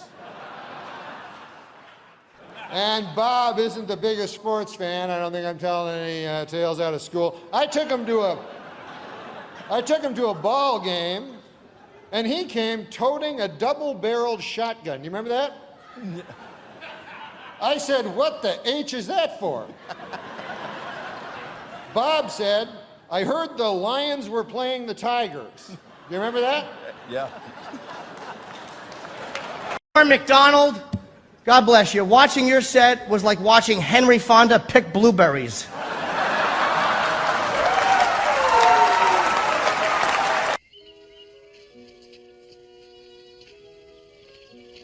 Why, I don't think there's a person in here that would not love to watch Henry Fonda pick blueberries. Yeah, like his other thing that he does is he'll just fucking flip it on you. He does it all the time. It's so funny. We'll be like, "What? You're saying you want you're homophobic?" He's like, "No, I was saying this guy's homophobic." What? You have a problem with, like, you just twist me, and it's great with like politically correct type people. Yeah, right. Fucking, he flips it on them. No, he did that to me when I worked on his sports show. Oh yeah, you know him well. Yeah. I gave him a ride. Then I was staying at Neil's house. Then they're like 2 blocks away in Santa Monica. So Norm goes, "It's Friday night. We have off Saturday." Norm goes, "You want to come up?" I go, "No." I go, because I think he's tricking me. Because if I say yeah, then I'm gay. Yeah. So I go, "No, I don't want to come up." So I go up. He eventually talks me into going up. It's awkward. So then I leave. Then when we go back to work, he goes, "Yeah." Then Brennan drops me up. He goes, "Can I come up?" I'm like, "What do you want to come up for?" He goes, "I want to see. I want to see your apartment." I go, "The guy must be queer."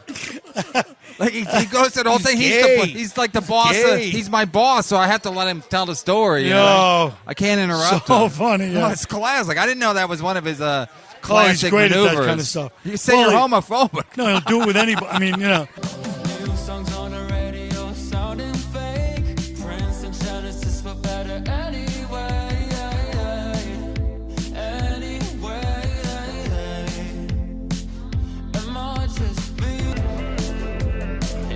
We went shopping one time when we were doing the movie in Boston, and then the guy's like, he goes, "I need to buy jeans." He just walks in and just announces, "I need to buy jeans."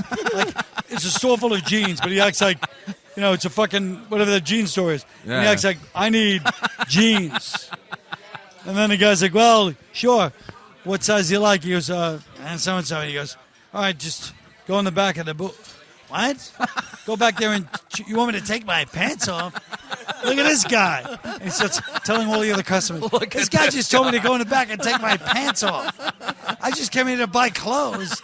This guy wants me to go in the back and just take your pants off. I'm in my underwear."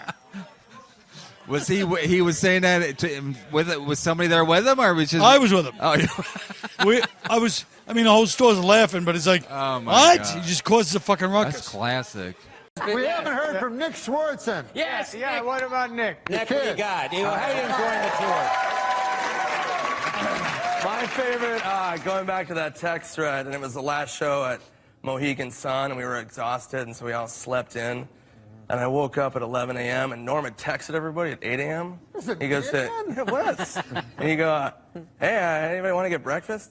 And we were all asleep. We were tired. And we all woke up at like 11, and then I text everybody. I'm like, "Hey, does anybody want to get breakfast?" People were like, yeah, let's go eat. And then Norm got mad at me for like 2 days. He was like, "I had the idea for breakfast." He goes, "You took my idea for breakfast. I thought of that 6 a.m. I thought of that first." That's my idea. Breakfast is from my act. These showbiz folks get up. These showbiz folks get up late. Yeah, all right. I get up early. I get up so early, I wake up the rooster. Okay. I'll tell you, I have so many Norm stories, but this is one of my favorites. And I was on tour, me, Sandler, Spade, Rob Schneider, and Norm was kind of like the wild card. He would pop in for certain dates. So I believe Mohegan Sun in Connecticut, and we're backstage. Everyone's in Sandler's green room talking, shooting the shit. And me and Norm are in the hallway hanging out. And I don't know why I did this. This long hallway, and this guy walks in. Way down the hallway, walks in the door. And I'm like looking, and we're always kind of suspicious about people that come backstage. And I go, I think that guy's a gun. And Norm goes, what? And I go, I think that guy's a fucking gun, dude. And he's like, oh my God. And he runs into Sandler's room and he goes, there's a gun. There's a man with a gun. And I was like, no, there's not.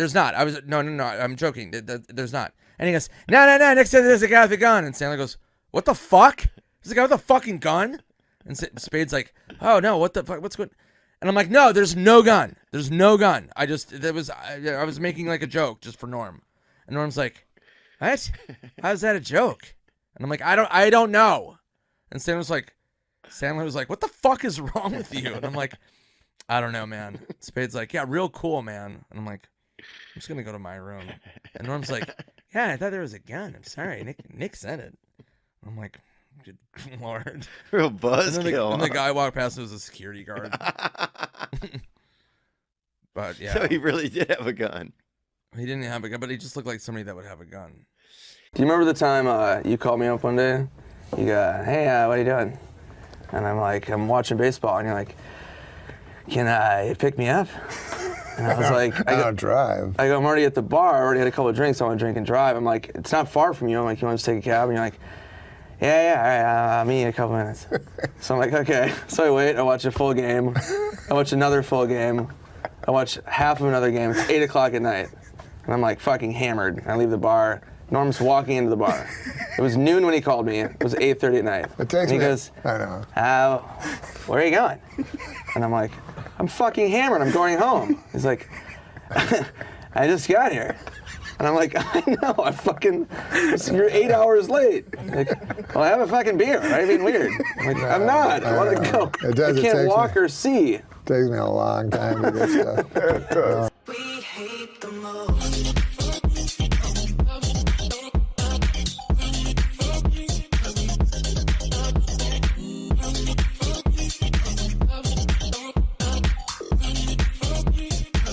Remember the last time that you had seen him? I hadn't seen him for a while, but the last time I saw him was at a bar by our place, and he would watch. He was a big gambler, but the last time I talked to him, when I was quarantined in Minnesota, he would I'd text him and I go, "Hey, what's up, dude?" And he goes, "What? Who's this?" And he would do this all the time. I go, "It's fucking Nick, dude." And he goes, Nicky, what are you doing? And I'm like, nothing, I'm quarantined. And he goes, you doing stand-up? And I'm like, no, the fuck? I wasn't doing stand-up. And he goes, what's your plan?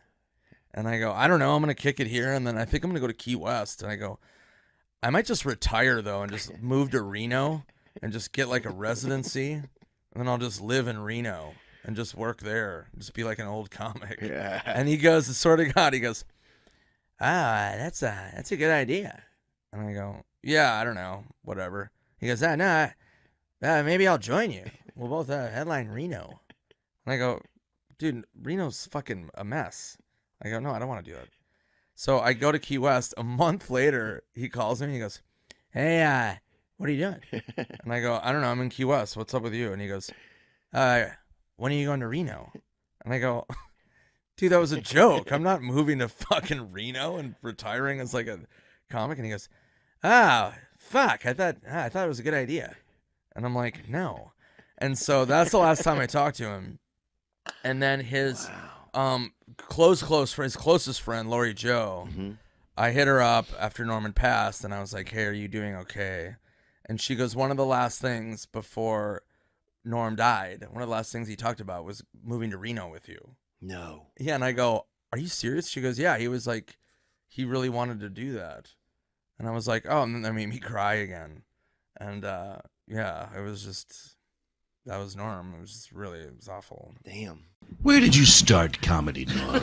What if all my questions were so formulaic? What makes Norm MacDonald tick? We'll find out. We'll be right back after this. What's your favorite curse word? Anyway. Larry King is interviewing now. You got to watch him because you got to watch. Have you done Larry King? I did him as from his news and views. But on the Larry King now, you can notice he's getting really old, and he's like seen everything. Like he's interviewed everybody, and he's desensitized to everything. So, like there'll be a guy on anyways, my son went missing and died. And then Larry King goes, they say there's nothing worse than burying a child. Paul Newman told me that. But no, like emotion at all. But that they say there's nothing worse. Oh, can you put a little love in that? The first death, always the worst. Just a grisly. But he's seen it all. Who used to say that he could have? Dana Gould used to say that. Superman. Dana Gould used to say his guest will be like, today on our first half hour we have the President of the United States, and then coming up later, Charo. or like Dana used to say, who is it? The Lamb Chop and Jerry Lewis. There was one guy, I don't know who it was, but he had Larry King, and it was like, he had Superman as the guest. It was like, Superman, one word, kryptonite. How long ago was this? I don't remember who did that. He is the greatest to watch, though, isn't he? I like watching him, actually. Is that wrong? I still think he's pretty good. I actually did something for CNN.com, and it was in the studio where he does his show, and I couldn't believe how, like, chintzy his studio seemed. It was just a desk and nothing. It's nothing. It's a desk and then the...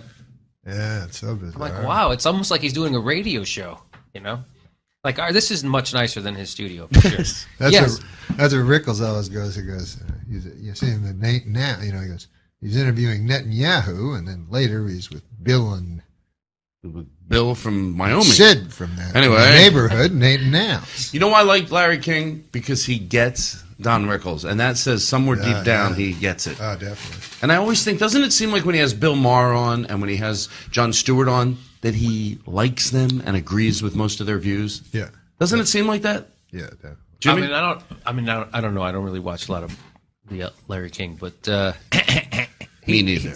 He seems like a nice guy. I don't know. He was one of those guys when he was on radio. He was like Tom Snyder. I listened to him on radio. Yeah. I liked him on radio. And on those old broadcasters on radio, it's like they knew everything. Yeah, and then he would rant a lot more on the radio. Like, he was more interesting, and then now it's just he's more of just a bad interviewer. Right. Like, one time I saw him interviewing Friends. Like, I guess his thing is that he doesn't prepare, so he's like he's asking questions like the common man would think. Right. So, but it really hinders him because then he doesn't do any homework. Like, he had the cast from Friends on, which is a show he obviously had never watched, and he's like, What's it like working with all these people? That's hilarious. You. I'm like, you can't. You. It's Courtney Cox. So do you think when Jerry Seinfeld got a little upset or hurt or whatever it was, there was some legitimacy to that? Do you remember that? No. Tell me what happened. Do you know? I mean, I know, but my version might be blurry. So if you have a better, well, he said something about now that your show got canceled. Or something like it got canceled. Am I wrong? No, you're I don't want to give the bad version of it, but Jerry was like, Larry, my show was on for 10 years. You do know that, don't you? Oh, yeah. Right. We weren't canceled. We went out #1. And he said Larry that King's like, well, it's off. Yeah, something like that. But Larry King probably just forgot. Lasted how long? 9 years, 180 episodes. You gave it up, right? I did. So. They didn't cancel you. You canceled them. You're not aware of this? No, I'm asking you. You think I got canceled? Are you under the impression that I got canceled? Have I hurt you, Jerry? I thought that was pretty well documented. Is this still CNN? Don't most shows go down a little? Most people do also. But, yeah, no, I went off the air. I was the #1 show on television, Larry. Do you know who I am? Jewish guy, Brooklyn. Yes. Okay. 75 million viewers last episode. Boy, you Don't take it so bad. Well, that's the big difference between being canceled and being number one. Okay, I'm sorry. We'll be right back. Jeez. B-movie opens. B-movie Can we get a resume in here for me? B-movie opens that I can tomorrow. Go over? We'll be right back. He called Ringo George. Yeah, he did. You know what? Don't we all do that though? I mean, haven't we all leave the guy alone? He's 90. Go ahead. I'm leaving him alone. I'm leaving him alone. Where were you when John passed? George, where were you? George? No, this is Ringo. Ringo, where were you? I was in the Bahamas. I was getting to it when George. I was. No, you weren't, Larry. You've got Shut up! It's my turn. I know, but you got your name wrong, Ringo. On national give him television. a break. We can't anyway, play it. It's I live. was in the Bahamas.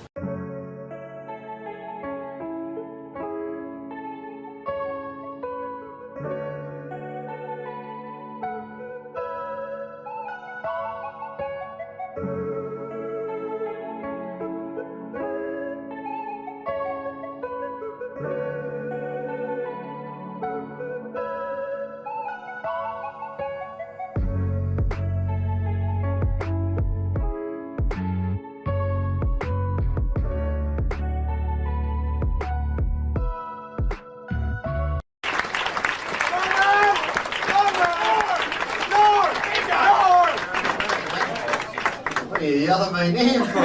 Norman! Shut the fuck up. Now we gotta do some thing here. Okay. No, that's very nice of you yelling my name. No problem, Norm. Okay, excellent. Well, thank you very much. I'm very excited to be here, and I was asked to host the ESPYs this year. Yeah, hi, that's my name, Espen.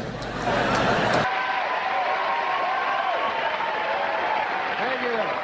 Thank you.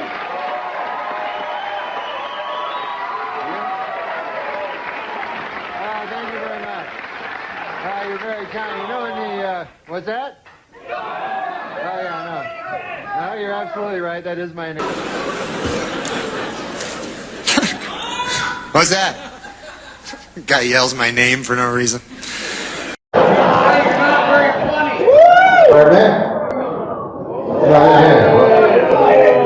I didn't hear what he said. Come on. What is going on? No, I didn't hear what he said. I'm sorry. What did you say, sir? You're not very funny. Who? What's that? What do I give a fuck? No, you're...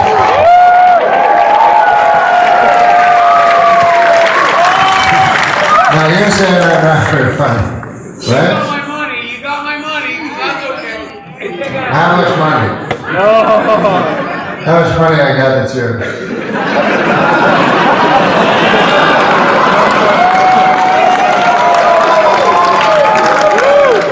No, honestly, I don't care. How much? Well, a couple bucks. Are you alone or you just by yourself? When I'm with someone. So, PM. He's not alone, unfortunately.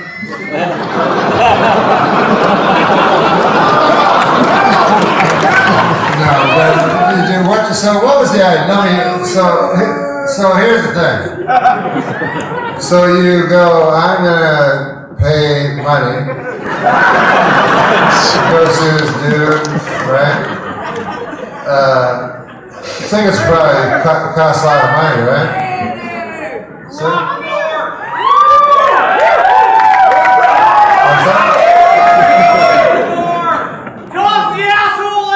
no,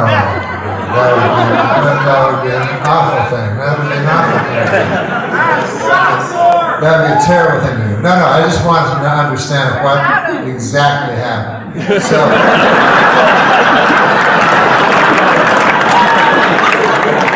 but anyways, at some point in your life, you thought I was funny. Because I don't got no fucking banjo or shit.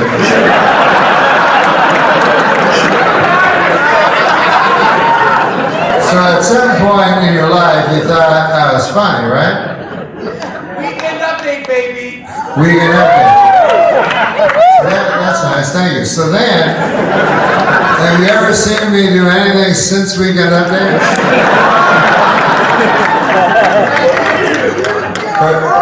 Pardon me? I'm sorry, what? YouTube Morbid bits. I did what? There's a lot of YouTube Morbid bits. YouTube Morbid bits? Oh, Morbid. I see.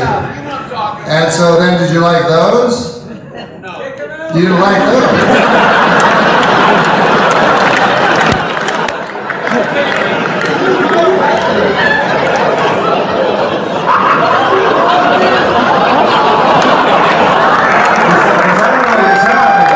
I did one album that was specifically about death. Is that what you mean?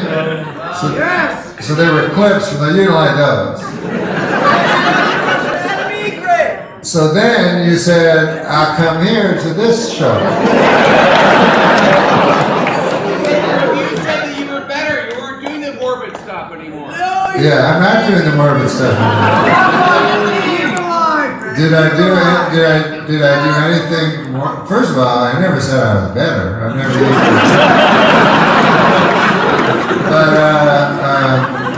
But have I done anything morbid? Do you think?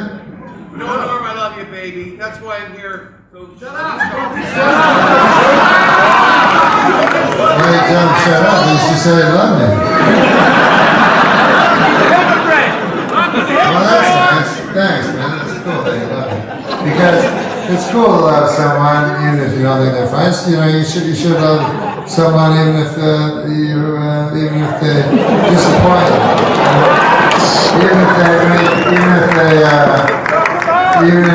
No, I'm not going to check them out. Why would I do that?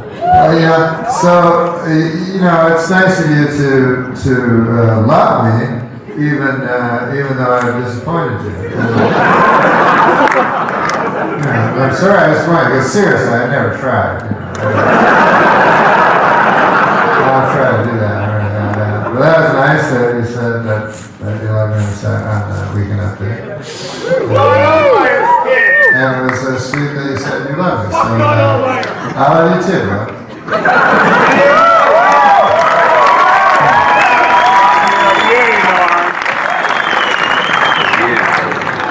Oh, man, love. We got through that all right.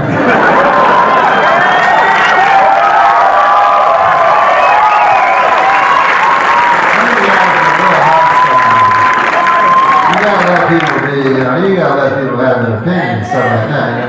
Man that paid a lot of money and then he's like, what the fuck is all this shit? Morbid shit.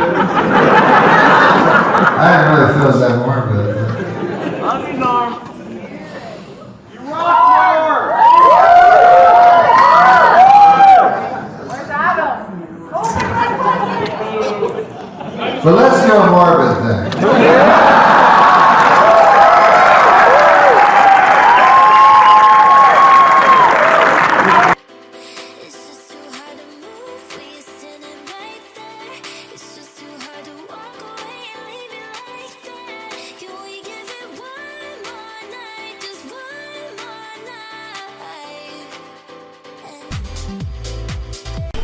If I could tell you one thing about the real heroes of the country, which I believe are the teachers, you know.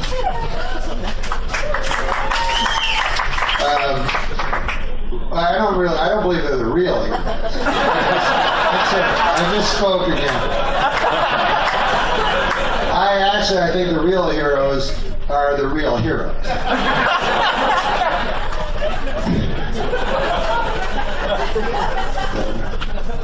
Teachers, they get good press though, because people often say to me, you know who the real heroes are? I go, are they the real heroes? They go, no. I go, oh, they're the teachers. It's counterintuitive that it doesn't seem like a heroic job, but yes.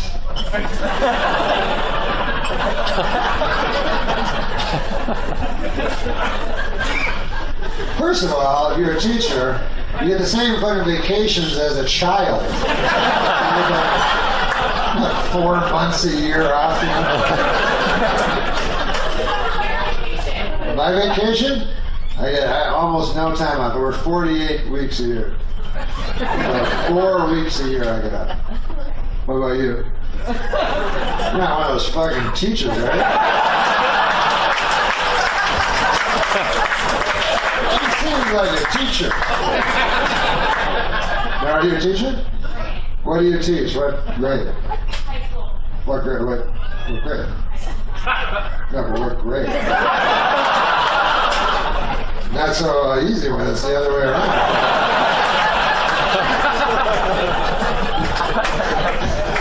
It's always easy to ask the questions. The real heroes are the fucking students. I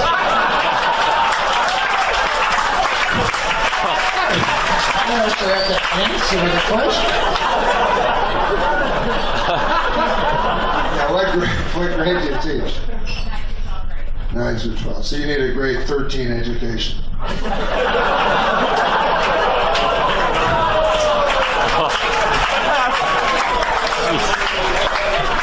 No, you're the real hero. No, you're the real hero. No, I'm just kidding. You're the real hero. Our husband said, "You're not the real hero. Shut the fuck up."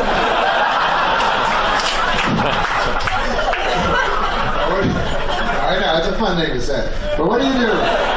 What do you do for a living that your wife's the real hero?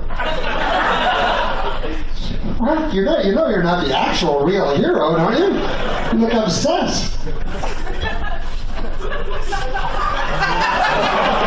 Did you say how upset she is?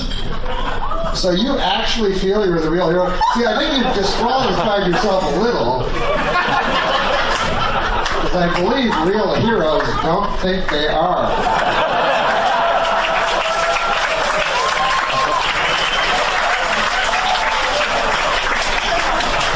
Because when you hear the real heroes, they go, "How the fuck did you run into that fucking fire and pull a guy out? You're a hero." And they go, "No, it's the teachers. Not me. I'm a little scared now. I gotta go lie down. Gotta pull the guy out of a fire."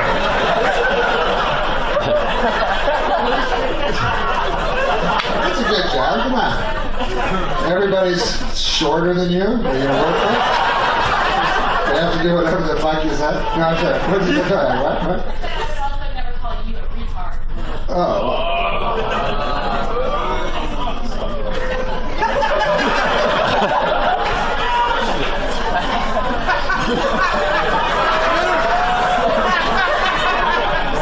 That's an odd word for a school teacher to use.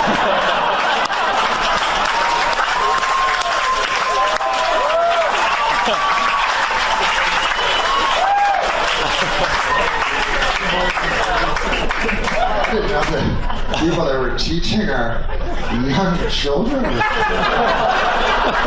bandying around words like retard. I'm just kidding. No, they do a lot of good. You know what I read, actually, though? A serious statistic? They actually fuck more students than...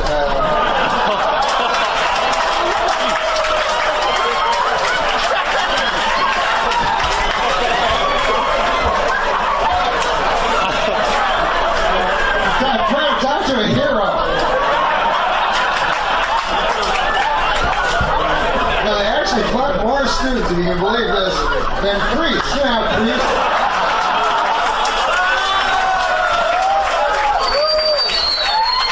Nobody likes priests. Nobody's going around with priests are the real hero. And yet actual priests, who I know, I'm not a Catholic, but I know pastors, you know, and my God, they most of them that I know do the Lord's work, you know. I mean, they go out and they're in hospitals and stuff, and they're doing stuff, and for no money, you know, and no recognition, and it's got to kill them, like going, yeah, people think, fuck kids.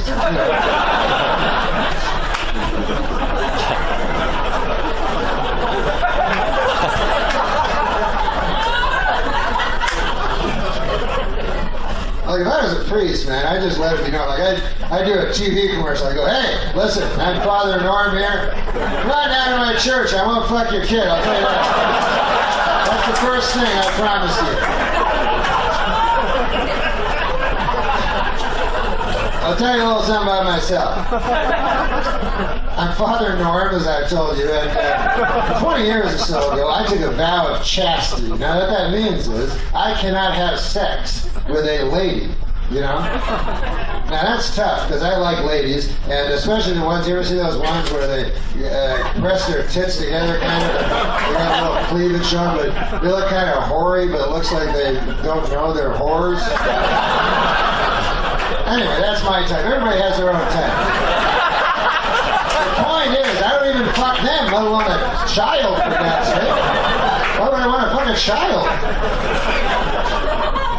So anyways, now to Father Norm. I will not fuck your kid. And you can leave your big-titted whore wife at home. I don't need that fucking one hanging around asking me questions all the time. Junkie. You gotta admit though, the guy that put that flag in the Iwo Jima, he's close.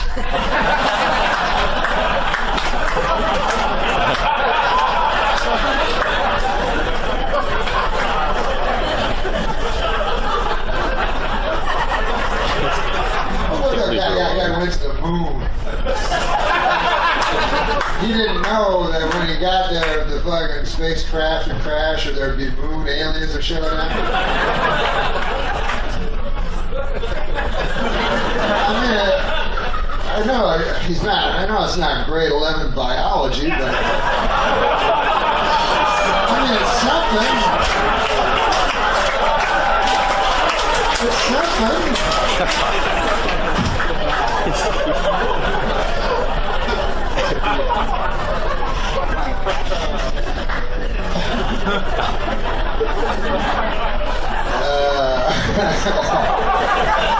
Imagine any fucking other fucking job, you know, you go, hey, I'm the civil servant, I'm a hero, you know, you're fucking retarded, but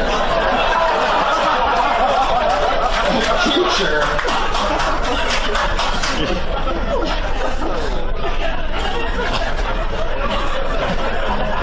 memorize this shit. Back tomorrow, and then you gotta tell it to me. Remember everything I say, and then you repeat it to me. I got some problems for you. I know you're a child, and that you don't have any problems. That's the cool thing about being a child, but guess what? You fucking got some now. I've got some heroic work to do. Sure, you're a nice lady. Very, very heroic. But, listen, guys.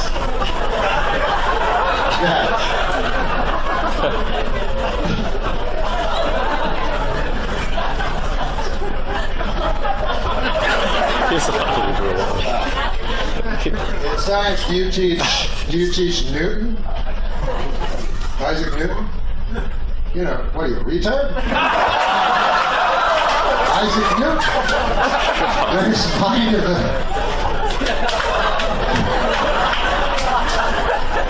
The hero that called me a retard is actually a retard herself. Everything's turned on its elbow. I'm sorry, what? A treadmill? Have I seen one? Wait, I don't even get it. It's not good when people are groaning and I don't understand it. No, have I ever seen a treadmill? Yes, of course. You mean the things you walk on? Yeah, I've seen it millions of times.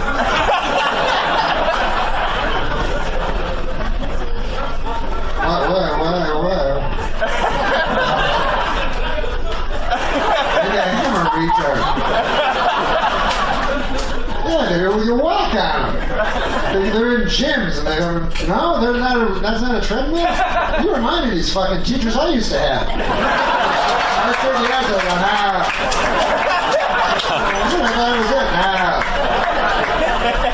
I'm pretty sure I have seen a treadmill, no matter what you say. It's a thing you walk on and then, right?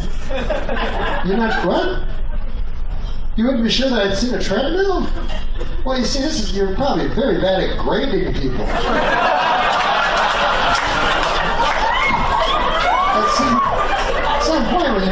ask a student a question, and they give you an answer, and you have to take them on faith. But there'd be no motive for me to lie about that question.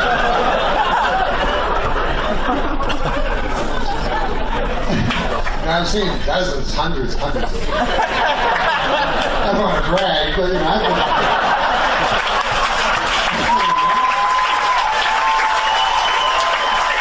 I've been around. I've seen fire and I've seen rain. I've seen treadmills you wouldn't understand. Baby, I don't think I'll ever see you. You know, we just saw this footage of you doing these amazing tricks, and I can't imagine doing anything like that, but are there any tricks that you're known for in particular? I know that, you know, different athletes maybe have different moves. Is there one that's kind of yours? There is.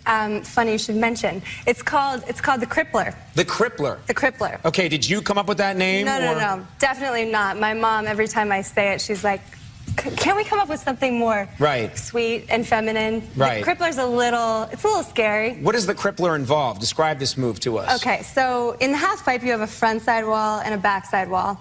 And the Crippler's done on the front side wall. And you're spinning, well, regular Crippler 540 is 1.5 rotations, and you're also doing a backflip at the same time. So spinning, flipping, that's Crippler. Wow. Okay, have you been really badly hurt doing this one or no? Well, it took me a long time to figure out how to do this trick. Right. Multiple black eyes, landing on my butt a lot. It took a little while. Okay. Being crippled? No. I didn't. No. I should have warned you about him. I know. He's going to be here the whole time. Kelly. I love Kelly. Gretchen. Yeah. I mean, I love Gretchen. Yeah. No, you want me to say why I said Kelly? Because I was just on the phone with a girl named Kelly. But I'm telling you about this girl named Kelly. She couldn't do no Crippler. No 1440. Yeah. You ever do a 1440? No. Oh, sorry. Yeah. What's the most you've ever done? 900. 900 is That's huge. pretty good. That's pretty good. Yeah, 900 is what? Andy, I may ask you to take Norm for a walk. Oh, okay. Just around the parking lot. Now, Norm, in his own way, brings up a good point. Right. Which is there's crazy terms that you use in this snowboarding, right? They don't just say it's the Crippler is one of them, but give us some examples of some of the terms people use. Yeah, so there's everyone loves to talk about this because the snowboarding lingo is just a little out there. But we have, like, in snowboarding, style is really important, and where you grab your board, it's really important. And so there's some crazy names for grabs, like the chicken salad grab, the roast beef, Japan air, stale fish, slob air. Do they mean, I mean, is there a reason for those names, or are they just randomly, you're just throwing stuff out like the flosser and the, you know, the onion stew? I mean, you're just throwing stuff out there that has no relation to anything. You should come up with a snowboard pie grab. and gob gob. Yeah, maybe if you want to come up with, like, where to grab it and then call it something, and I'll bring it out during what about the contest. like? Here we go. Here we go. No, she asked, but I like that Crippler. Yeah. What about the long-suffering death? Oh, that's a different one. That's different. She didn't ask, technically. Yeah, I did. I don't think that. You're headed into your second Olympics. I am. You excited? You must be. A quick question. Good I'm sorry. I'm sorry. When I pick up the blue Why is it that in some sports, like beach volleyball or snowboarding, the women are breathtakingly beautiful, and you would think they would be big, you know, like big. So you think they'd be big monsters of ladies? Why would you think that, though? Well, like softball. Well, we can't be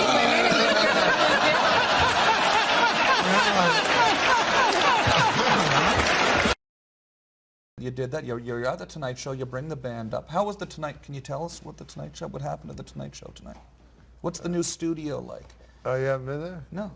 Oh, it's in Universal City, and it's much more like cartoony kind of vibe going on than Jay's was, you know. kind of same way as his old show was. Yeah. Cool. It was fun. Cool. Well, we have... what? Hunter S. Thompson can't wait any longer. Yeah. No, we don't have to talk to Hunter S. Thompson. No, we can hear him. What's the matter? Hunter S. Thompson, do you have a question for Norm? Yeah, I do actually. I know he spent years on SNL and whatnot, but my question actually revolved around if he had seen the video with Lady Gaga's cock. Yeah. Whose cock? Lady Gaga's, I think he said. Could be a prank. I don't not know, sure, man. But, is there an actual video with that? No. The problem is I've seen so many cock videos that they all blur together after a while. I don't fucking remember names. Yeah. You know. Yeah, it's really, it is a blur for you, really? Why would you see so many of these cock videos? Yeah. I like to see how the other world lives, you know. Yeah. Like, you know, I'm a feminist. I like ladies. I'm like, what are ladies into? Cock. I'm like, I wonder why. I look at them. Yeah. Just sort of studying up on. Yeah, what they like. Yeah. Yeah, so that's what they like. That makes sense. Other guys' cocks.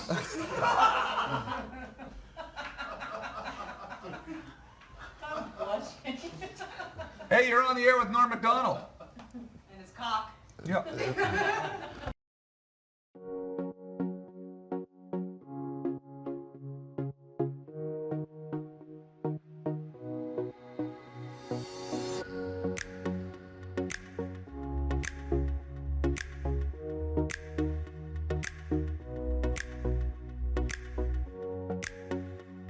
Man, I was in the airplane. I was flying, and you know they have those. I was saying about I was talking about the emergency exit rows.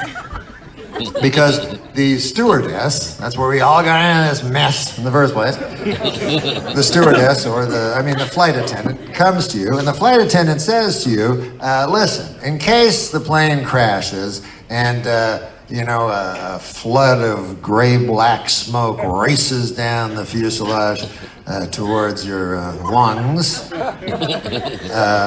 Would you mind letting everyone else out before you? And then you say, yes, I will do that. Funny thing is, I was going to ask you if I could do that. That's the funny thing. Before you asked me, I was going to ask you because I feel it's well worth the extra 1.5 inches of leg room.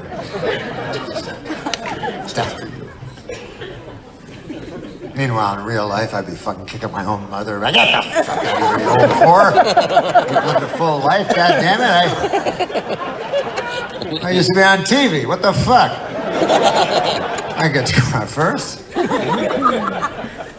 Here's the thing. Also, that airplane, right? When the plane crashes, I feel that window may change locations. Like it might no longer be right beside you after the 9,000-mile-an-hour collision or whatever the fuck it is. I know it goes down fast and hard. I was listening to you listen to those warnings, and I guess I just block my ears to them because I've heard them so often. But there's one I'm sure you guys have all heard of, but for some reason I missed it. It says if the oxygen mask comes down, they go, if the oxygen mask comes down, be sure to put it on your own face before you put it on the face of your little child. And I was like, God damn, that was my plan. You have to blab it to everybody. But anyway,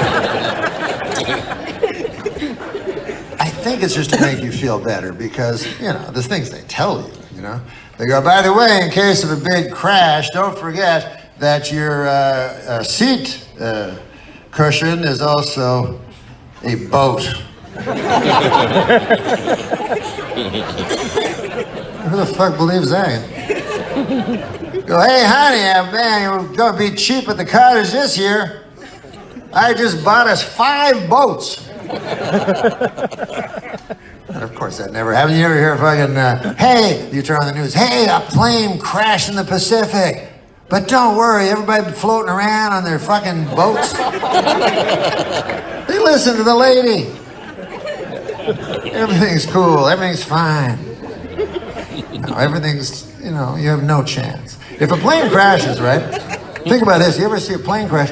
They take pictures of it, videos. They don't care. And that's because you never see a body in a plane crash. And that's because the speed vaporizes everything so that there's nothing that even resembles a human being. It's just a whole bunch of, just, I don't know, it's stuff. It's stuff. That's what it is. It's a plane load of stuff. They go in, they go, God damn, there's a lot of stuff in this fucking plane. And then, the loved ones of the victims, they want the stuff. They don't call it stuff, they call it remains. It's a nice word for stuff. Ashes to ashes, stuff to stuff. They want the remains, you know? And I understand that, you know what I mean? Like they go, oh, God, man, I can't get to sleep because my firstborn Mitchell, I love him so much, I can't even get to sleep because I keep thinking of his final minutes on that airplane. If only I could see his remains. I'd get a good night's sleep then. With that picture imprinted on my head. It'd be just like an Ambien. I'd be almost... Then I could put this whole thing behind me. And you're not going to get the real remains. It's not like they go on the plane and go, hey, look at that strawberry blonde lock of hair. I bet that belongs to Agnes from she's sitting over there. Didn't you find her shin bone earlier there, Jeff? Put that over there. Reconstruct that. What the fuck, are you crazy? They just go on the plane, they go, holy fuck, look at all this stuff. And then they go, here's the ID, it says NORM MACDONALD, 190 pounds. Okay, shovel 190 pounds of stuff into a bag. Let's go! Daylight's burning. Stamp Norm on the side of that one and send it off to his mother. His mother wants to see it. And then my mother gets it and goes, oh, excellent. Good, good. Wow. Now I can look back and laugh at it. Hey, I don't remember Norm having 3 eyeballs. I guess none of us really knew him after all. Each one a stranger from the other.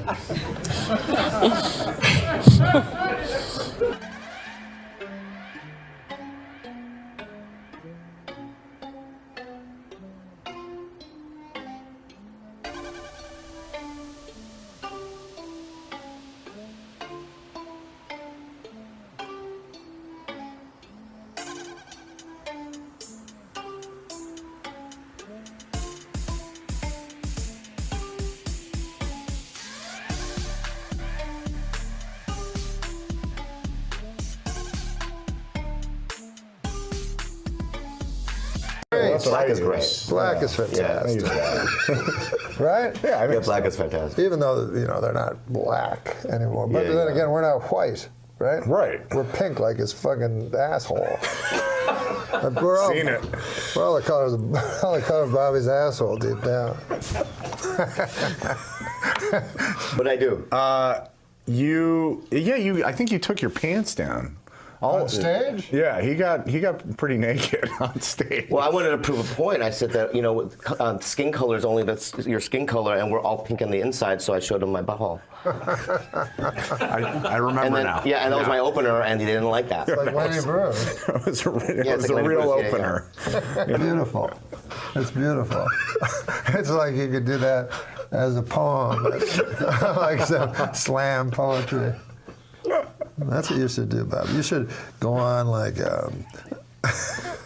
slam poetry? Slam poetry thing in New York City. Well, they have these, you know.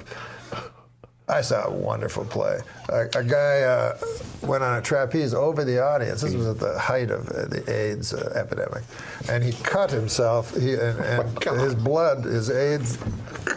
Yeah. His AIDS-filled blood went all over the audience. Then we cheered because we were afraid to be politically incorrect. So instead, we contract AIDS. But wait, you were at the show? Yeah. You were being sprayed with AIDS blood? Yeah, we all got full-blown AIDS within the terrible circuit. Did you get your money back? No, we pretended it was good because we'd rather get AIDS than be called homophobe. But this guy said one of the most disturbing things to me. Yeah. He said he was very into the S&M, gay S&M scene. And he said he loved when guys with AIDS would fuck him. He said something like, when they pumped their death up my hot ass. I was like, oh, wait. This looks like a badge of courage, almost. Yeah, it's real Stephen Crane fucking moment. Oh, man.